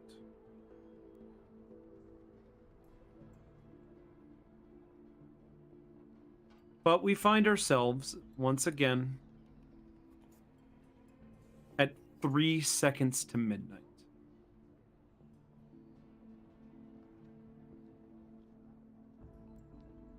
The party going on all around you. The four of you, as you prepare for midnight. Now, do any of you guys do anything to prepare for midnight? Raising glasses, etc., things like that. Enos has specifically gone over to the wall, and he's got his Red Ryder BB gun straight out of the cult classic movie A Christmas Story. And he hears echoing in the back of his words, "You'll shoot your eye out!" And he thinks about it long and hard, and he approaches a big red button that's up on the wall. Yep. It's basically like a factory kill switch, like a massive red button. Yeah. And then they just like painted easy on it because they Yep. saw it in a magazine. Yeah. But and yeah, he takes a step forward, preparing to push the button with the gun. Okay. Perfect. How about the other three?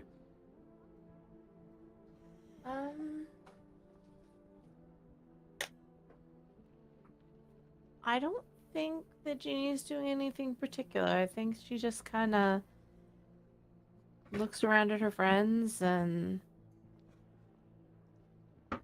you know, is thinking about everything they've gone through. Conspicuously, there's still a old ass dollhouse sitting in one corner on top of a milk crate. Yep. I have gone around and filled everybody's cups so that we can cheers after the New Year's. Okay. New Year comes. And Sophie? Yeah, I think she's just kind of getting ready to bring her glass up, shout like Happy New Year, and then chug it.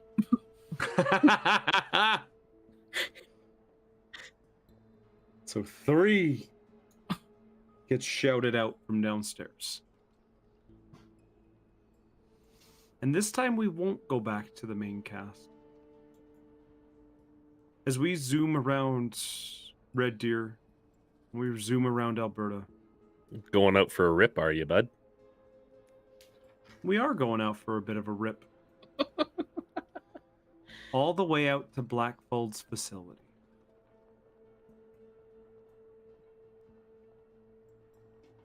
The hum of the loop.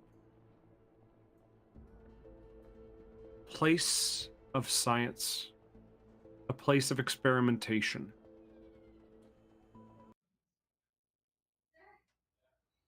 We start to go down into the depths and the belly of the beast.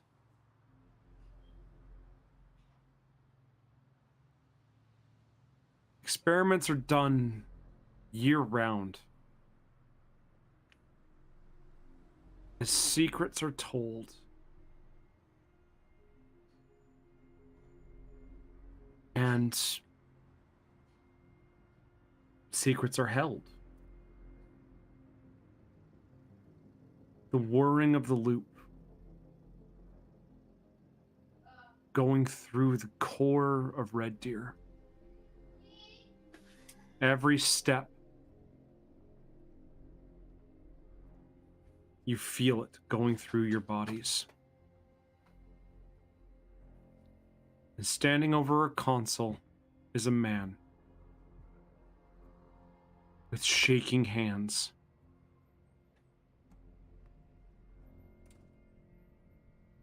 And as he looks, he yells.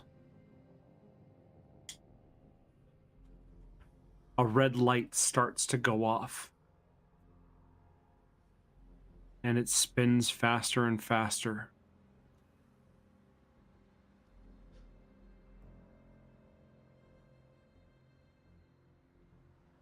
But that's miles away. In Blackfelds. Hmm.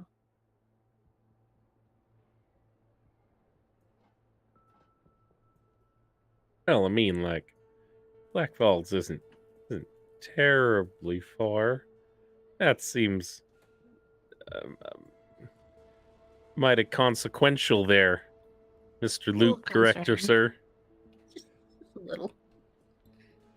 2! He's letting the Demogorgon out. And Shit. we find ourselves in the summer of 1990. And hey, those funds came in handy. And you even had some local farms help you out as well. So you still have a nice little bit of a piggy bank for yourself. And you're able to sock some money away, and the farm said, don't worry about it, we got it, Enos. We'll get you on your feet. I feel like Enos probably did his best to not touch the money in the bank. Yeah. He probably... I feel like Deputy Ned. Yep. He probably... His wife probably works at the bank. Oh, yeah, she's a dairy at the bank. Yeah. Oh, hello, Enos. How can I help you? I feel like, given the timeline, he probably would have been like, you know, all this money's here, and I wouldn't even know what to do with it if I pulled it all out. So, can you just like, I don't know,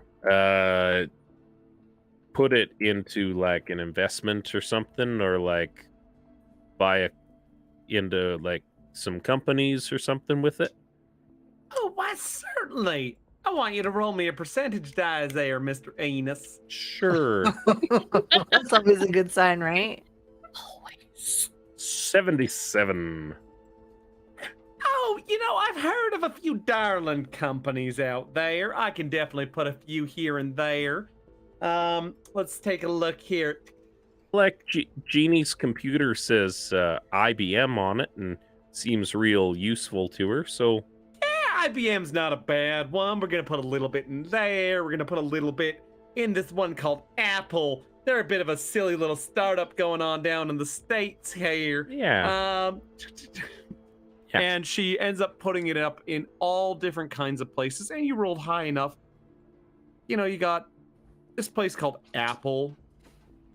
You got this one called Starbucks.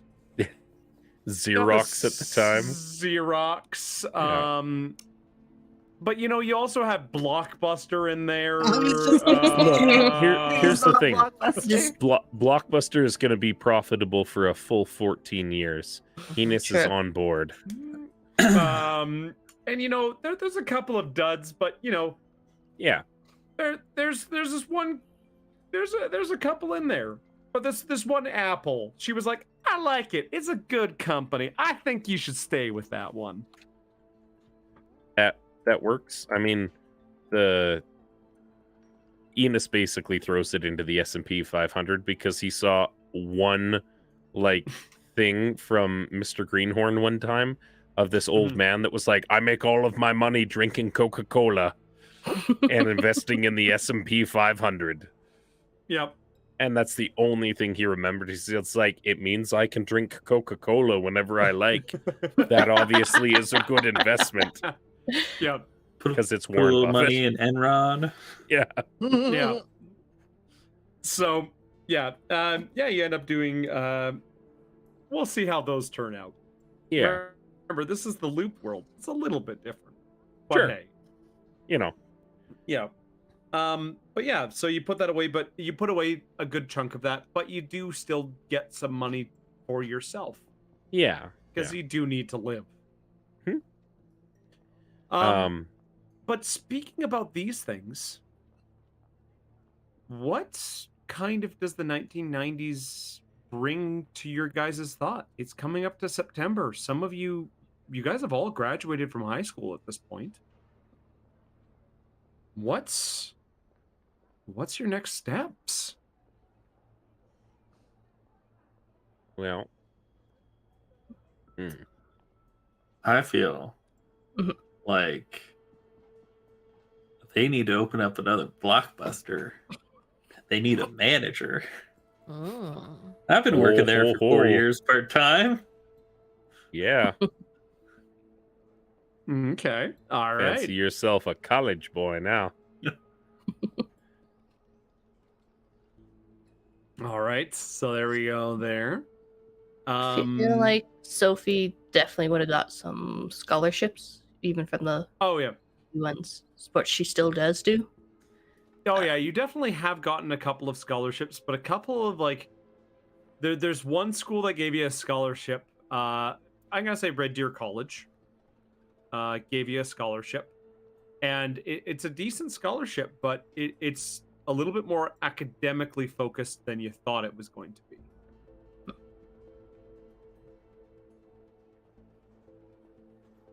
But I think at this point in her life, I think Sophie would be okay with that. Okay. Good. Kind of doing this bit of a change. Your brother Cal still lives in the basement. Of course he does. So does your new age sister. She's gone off to a commune.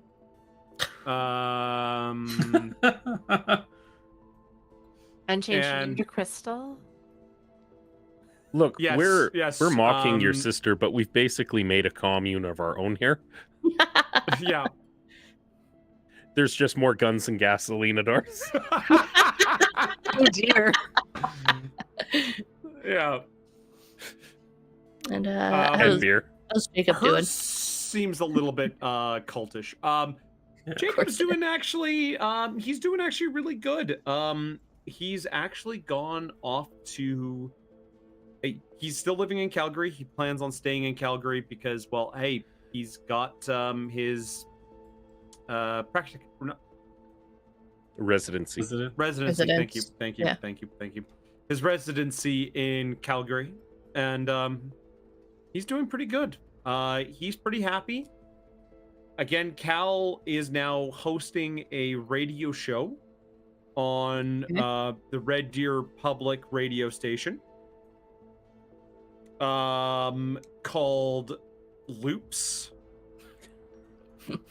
where he talks about all the conspiracy theories about the loop. It's like 3 truths and a lie. Yep. Only it's Every 3 now lies and a then- truth. Every now and then, Jeannie will listen to see if any of her wild rumors end up on it. Roll me a comprehension. See how long you listen to it. See how long you listen to it till you're like, oh fuck, I am done with this shit. Because it's almost factually accurate, Oh, and then it Oh. just spins. so, for those there who can't see the dice rolls, Jeannie just rolled 3 successes. I'm going to reward those 3 successes. Ooh. The first one.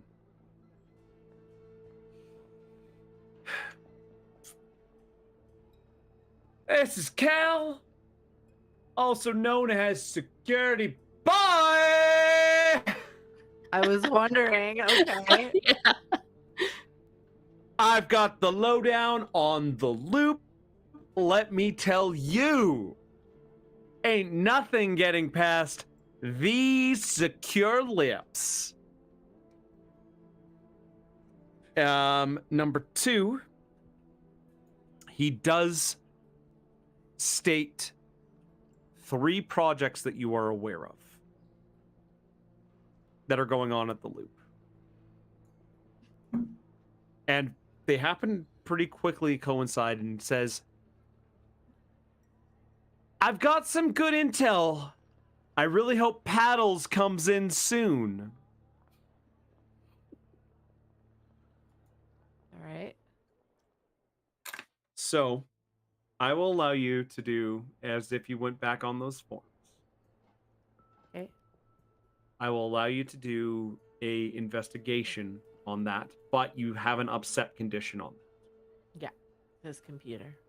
Yep, because it's the computer. Oh gosh, I didn't even remember to take off the upset when I made that last roll. I know, that's damn Yeah. good roll. It is impressive. All right. Yes. 1 success. Okay. You're on the computer late one night. And Security Boy 7 comes on. And he goes, all right, are you going to hit me with something I don't know? Paddles.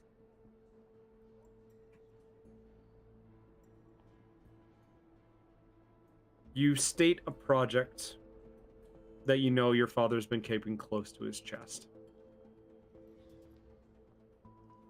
And he goes, oh shit.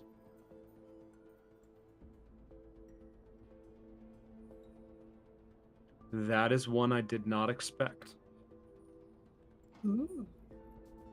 I can't even say that on the radio. They'll come and get me for that one. The CBC.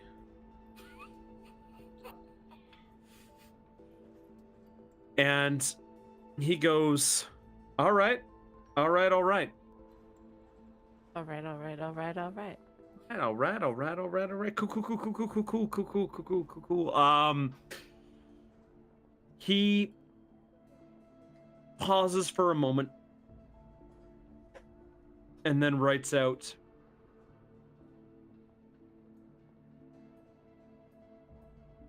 the director didn't kill himself, and there was only one man who visited him that day.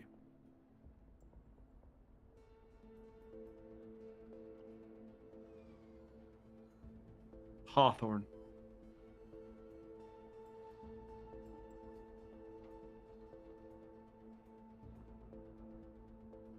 The weapon is still, and has been for all these years, at the loop.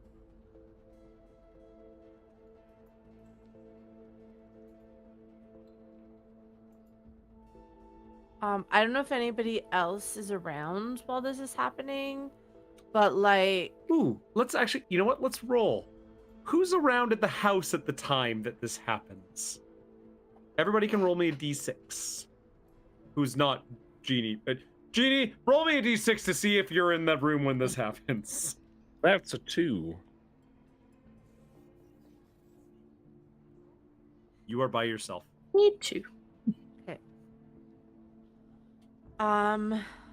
I don't think that Jeannie would stay to ask any questions. I think she would log off immediately. Mm-hmm. And whoever the next person is to like come try to talk to her, see how she's doing. What are you up to tonight? I just got home. Finds her just like sitting on the edge of her bed with her hands in her lap, staring at nothing.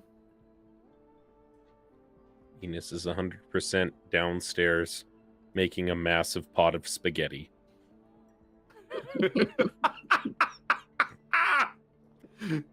There is an upset girl upstairs, and he's just like, food, making spaghetti, It makes everything better. makes everything spaghetti, garlic bread. So- I think eventually, like after she's had a chance to relax and like eat some food and like feel a Eat the little spaghetti. more normal, yeah, I think that she would just tell everyone exactly what happened there. I don't think she gives them the full information about what she's been feeding to other people. Question. Mm-hmm. Does Dougie yell, called it?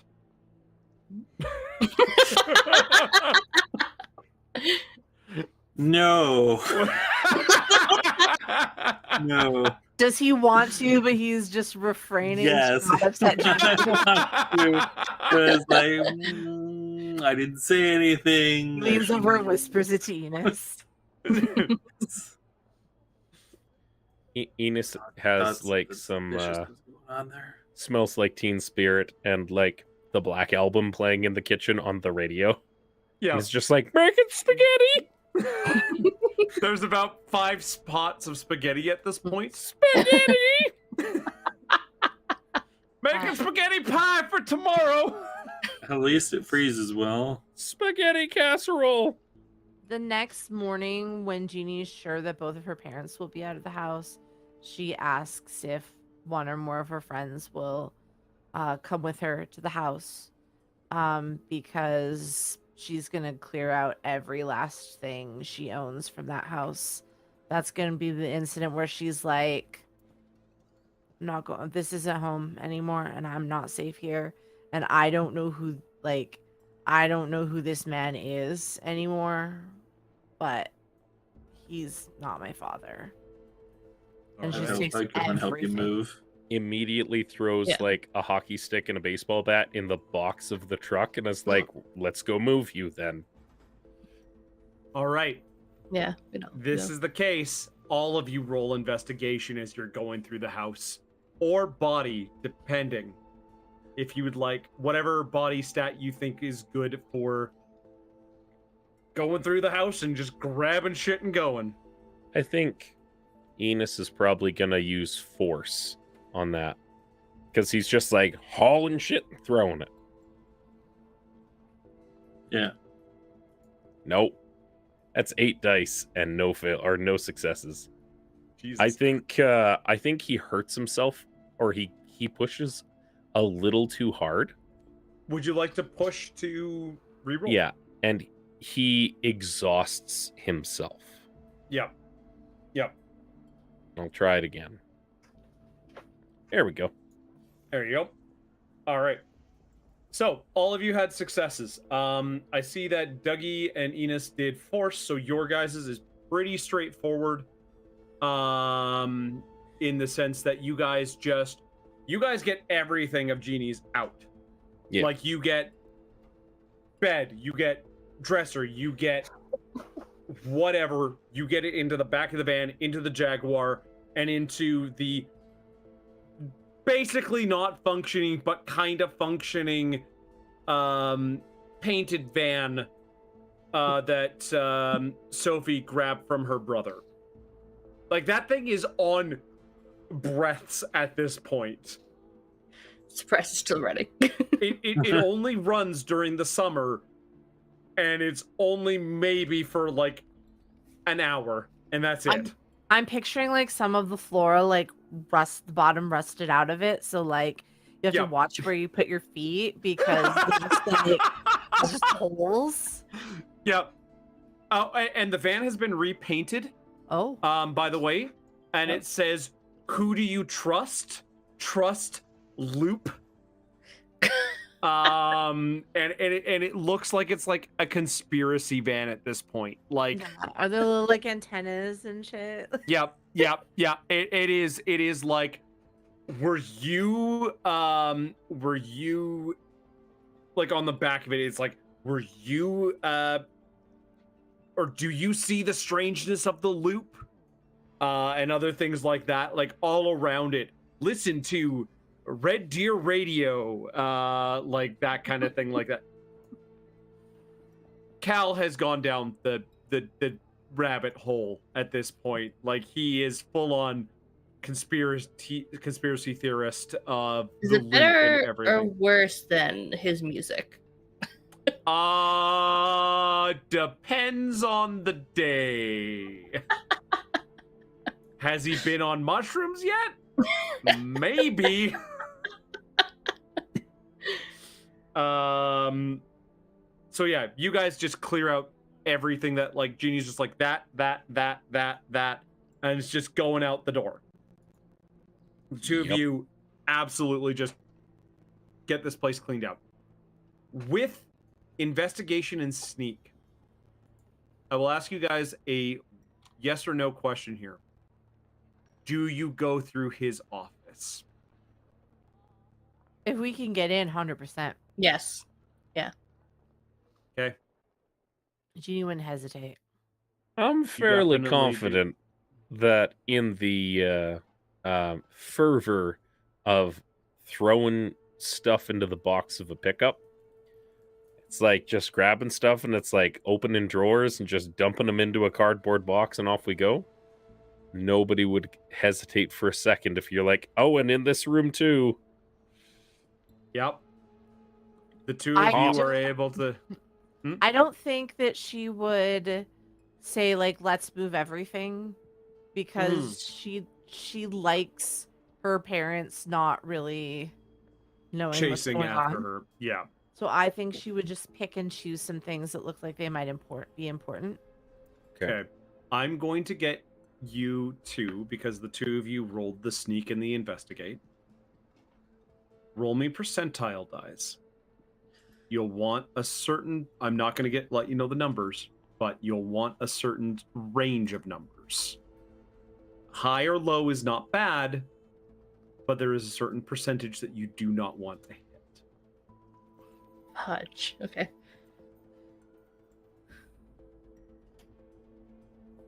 I rolled really low. A 9 and a 75. Get in the bad area. I didn't say that necessarily.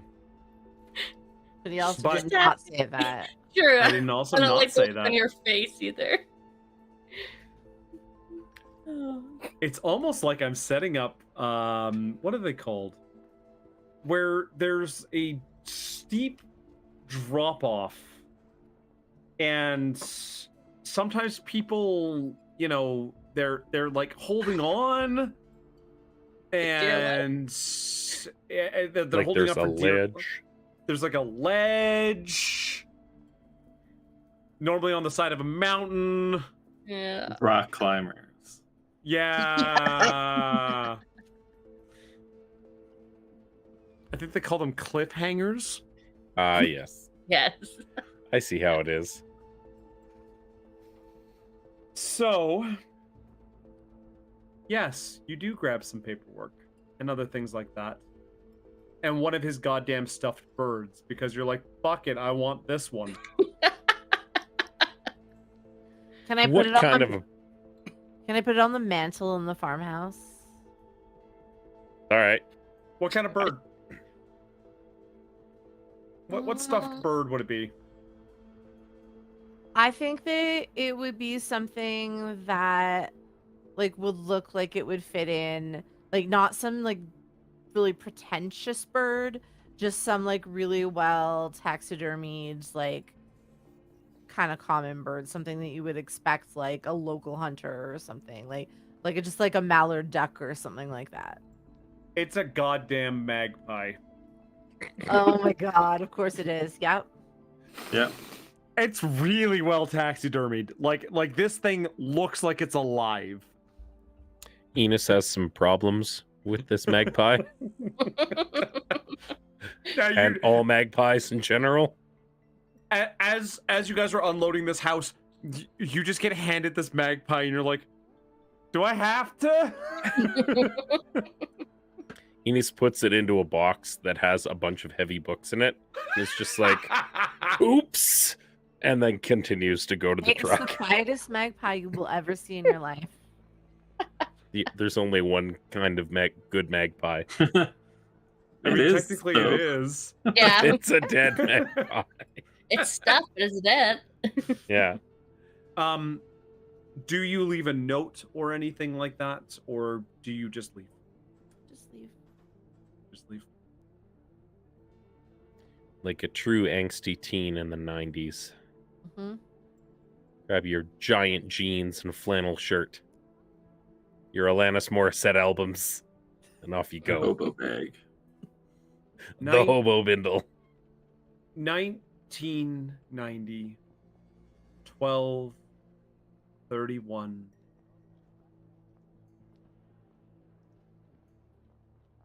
One rings out through the farmhouse.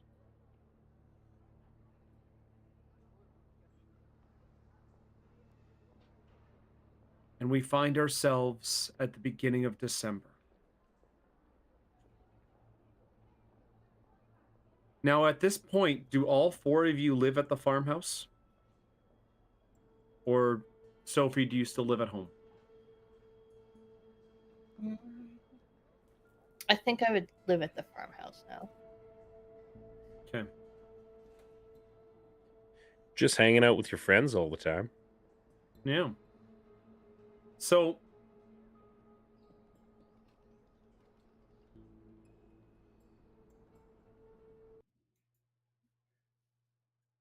those strange feelings come back and forth between now and then. You haven't fully gone through all the paperwork that you've gotten from your dads. But there's some here and there, and there's different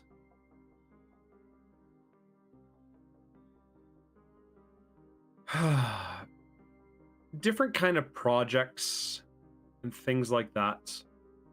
Some are signed by your father, some are signed by the previous director. All sorts of different kinds of things. You see ones that the box that you grabbed literally labeled failed. And you take a look through them one night with you and your friends. And Enos is like, wait a minute, I've seen that before. I scrapped this.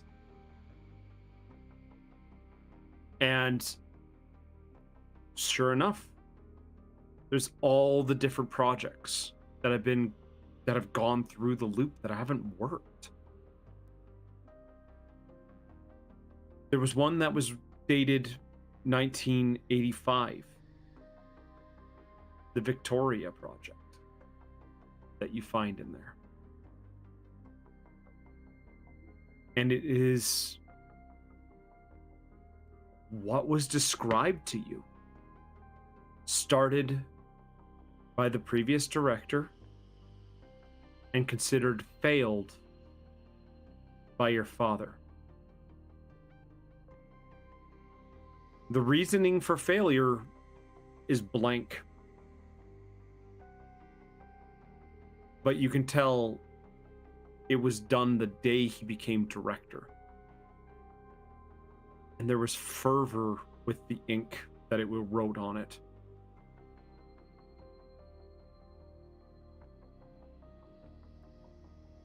And you can tell project after project, failure, failure, failure, failure, failure, failure. Hundreds and hundreds of projects between now, or then and now.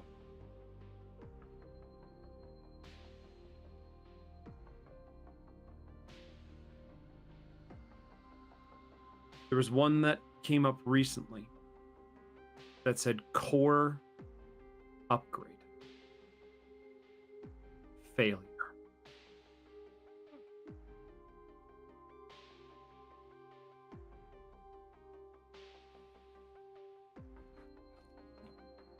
Now,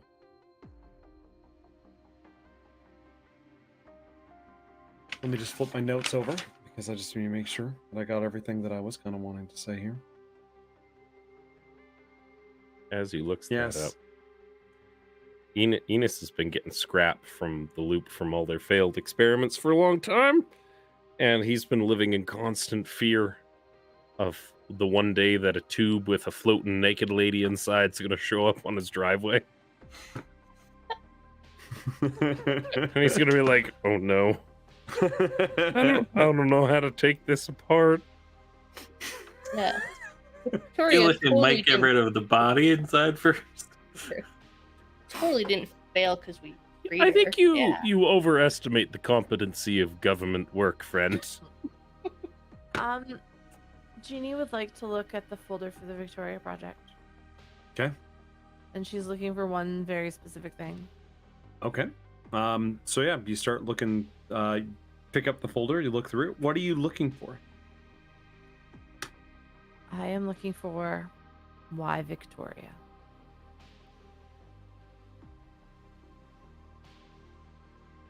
In handwriting from 1971, you find a note that goes something along the lines of,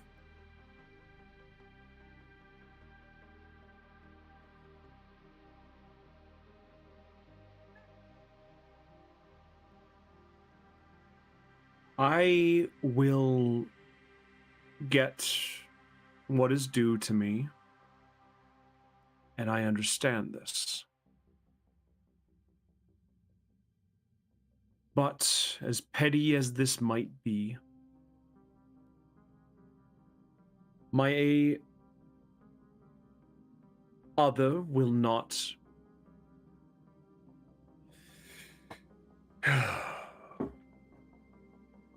it feels like there's pauses in the writing as you read it, as it sounds like, or as it reads, somebody who is angry, as there is crossouts, there are blotches. This writing is frantic and angry.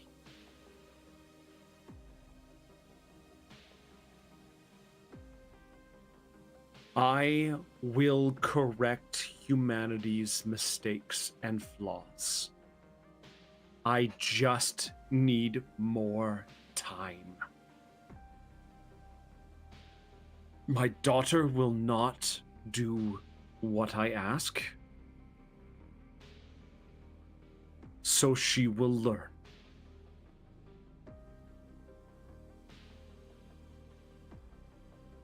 And in that, there are technical notes, there are ideas of how to transfer consciousness, there are theories on how to implant one's own mind into electronics. And what it came down to was he was looking for a way how to preserve himself. And Victoria was a perfect match in this sense of mind for him to be able to learn how to transfer himself. Victoria was a perfect blank, or could have been a perfect blank slate, is what the notes read.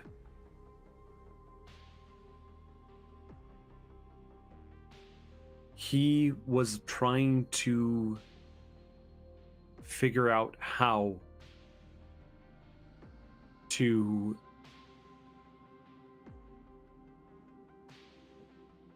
live forever, basically.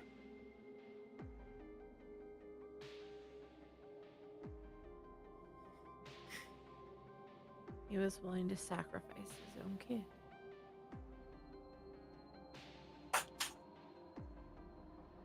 And your father, from what you can piece together, said that he would not.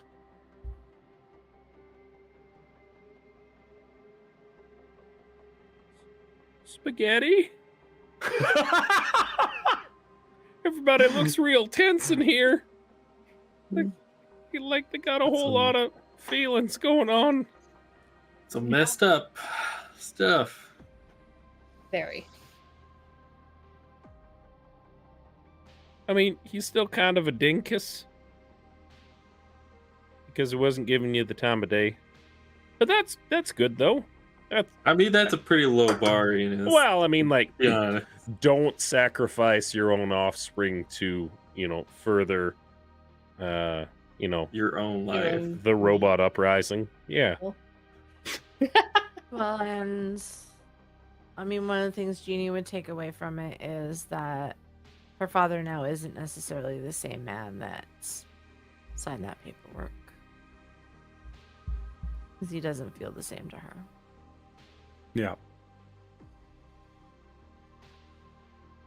Now, I got a question for you, Jeannie. Yeah.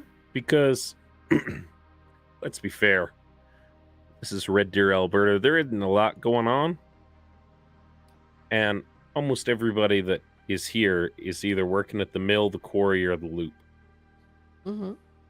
And you don't strike me as somebody that's going to work at the mill or the quarry. So what are you going to do? I mean, definitely don't want to work at the loop, but I don't know. I'm thinking that once I'm done my program, I'm gonna see if my credits are gonna transfer to, I don't know, U of T or something. Maybe even the States, somewhere with a good physics program. Because I still want to learn the things and do the kind of things that the scientists at the loop do. I don't want it to be at the loop. Well, like, they got one down in Colorado, too. But who knows how different they are, or... Well, I mean, like, those mountain folks down in Colorado are a little weird, but... I mean, we'll see where school takes me.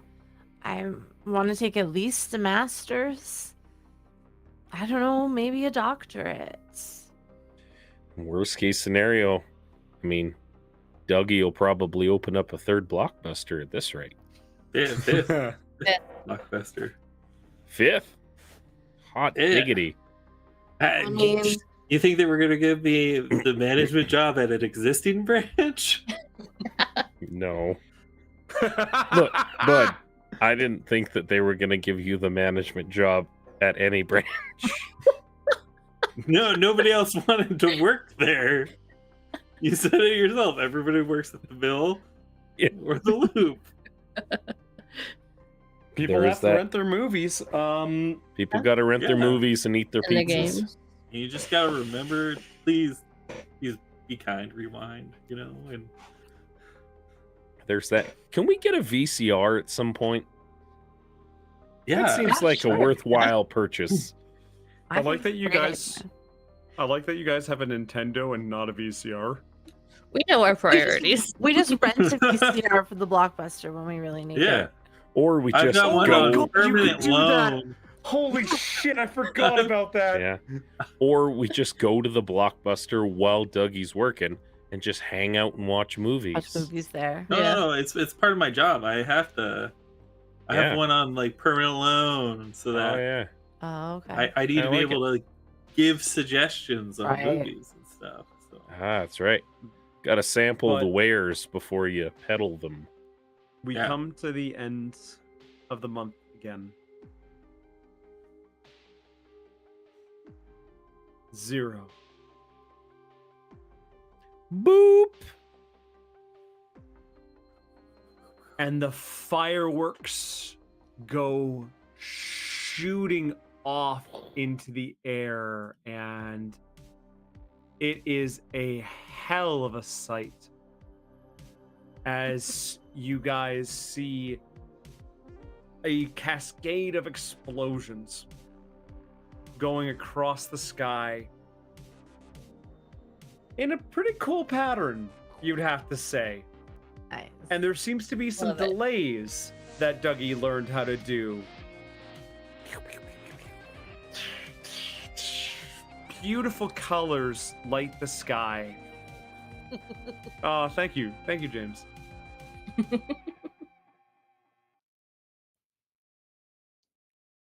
But that's not the only place where there are fireworks.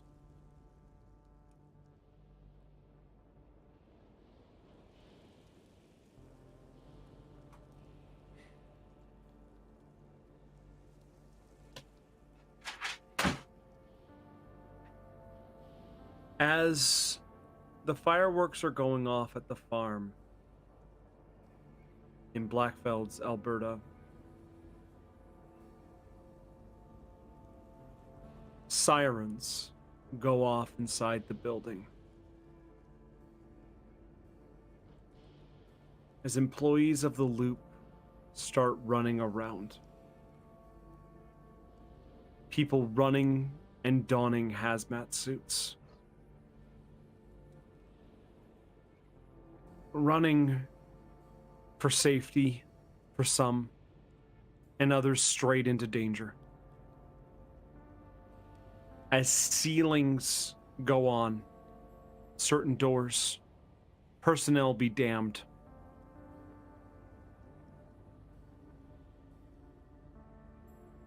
And back at the farm, you feel the loop. But it feels off. Almost as if instead of hitting your feet and going up, it's hitting your arms and going across your body. Have you ever taken two pieces of sandpaper and rubbed them against each other? Mm-hmm. You know that feeling, that sound, that the goosebumps that just crawl up your arms. Like rubbing two pieces of glass together. Yeah. And everybody in the party feels this.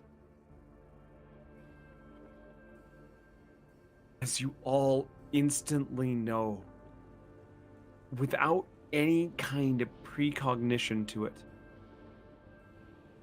that something has gone wrong.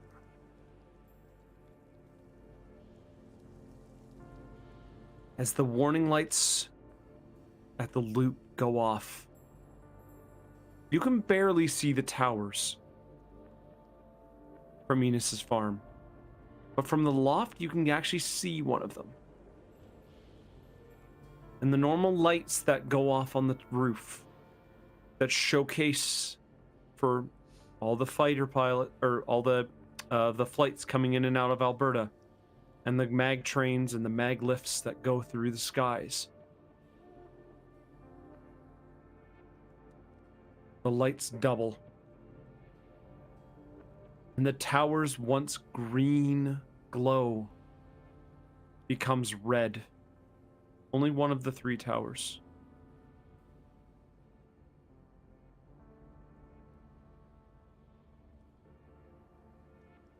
As you can't see from the farm, but at the loops themselves, a red viscous fluid pours from the drains and enters into the wastewater. And almost bubbling over,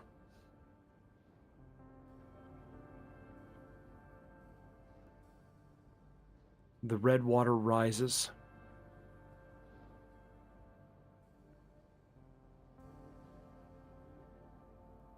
And that is where the tales from the loops end. And the things from the swamp rise.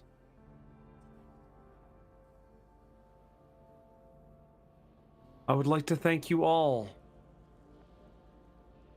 and especially our 4 players, for being introduced to the strange world of things from the loop. Or, oh my gosh, I'm getting everything confused here. Tales from the Loop. Tales from the Loop. Simon Stålenhag's beautiful artwork and wonderful storytelling. And hey, maybe we'll do things from the swamp. From the flood? from the flood. God damn it. I was waiting. Yeah. No, it was good. I liked it. Yeah. Oh, Great. Riley's gone AWOL. Ah! I was Thank being you. creative. Thank you, everybody, for stopping by, and for exploring a new TTRPG system with us. If you'd like to find Tales from the Loop yourself, you can literally Google Tales from the Loop RPG. There's also Things from the Flood, an RPG. There's 4 or 5 different systems that go with it. It's not very expensive, I promise. It's not. So it is Tales from the Loop, which is an absolutely beautiful book in scenery and art. Things from the Flood, which is an absolutely beautiful art book itself. I did try to tie in certain things that throughout the episode today from his art and everything like that.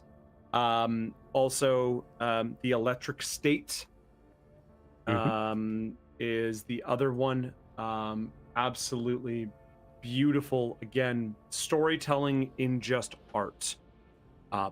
If you want to have chills, pick these books up. They are wonderful, wonderful ways how to learn about storytelling without words. And I would like to thank each of my players for this experimentation. I brought you guys in. We brought you guys in for D&D streams, and I brought you into goddamn Tales of the Loop for the first one here. It's great. Which I is love it. Good. It was Yeah. awesome. It's a very easy, digestible system. Let's do Yeah. it again. Good. We'll Good. plan another stream. Yeah, We have time in the calendar. we do. And hey, we have to do the next chapter, which is definitely Things from the Flood. And He did it. I did it. I did it. I did it. Yay! Everyone clap right. Thank you, Sarah. That was really good. Thank you. But I know we're ending again a little bit early, but this is a very demanding system comparatively to D&D on the TM. It is. So You did good. It was a You were good time. wonderful. Yeah. So thank you again, everybody. Thank you for joining, and I look forward to seeing you from the Flood. Absolutely. If you like the things that we do here on our channel, please like the video, comment in the video, share it out with your friends. We have a Discord server that is linked up in the doobly-doo. If you're not currently a member of the Discord server, please feel free to jump in. We talk about games and design and share the dankest of memes. It is worth stating that Legends of Logomancy does not wholly endorse children imbibing bong rips and or underage drinking, but here Not we at all. are. Fierce memories of my childhood. So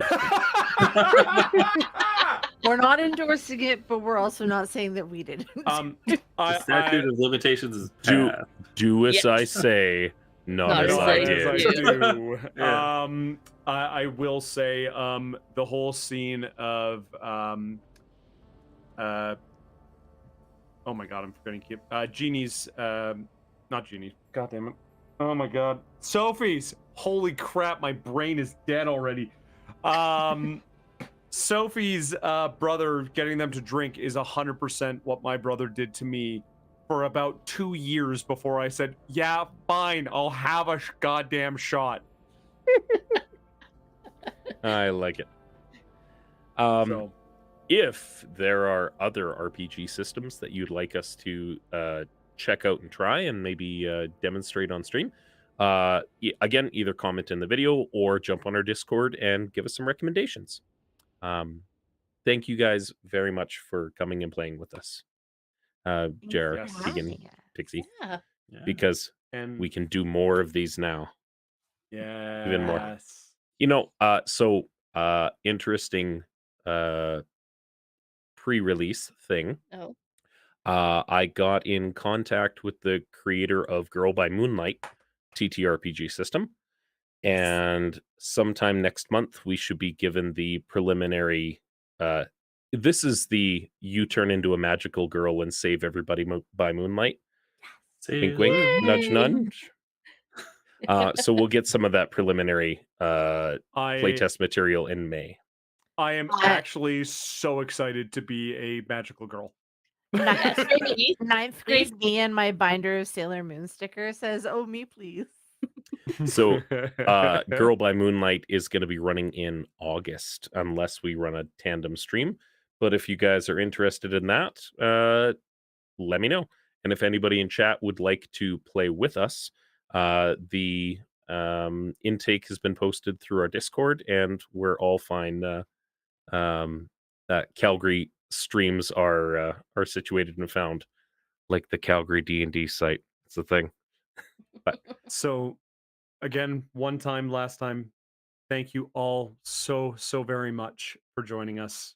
And we will see you on the next Tales of Logomancy. bye-bye, everybody. Bye-bye. Woo.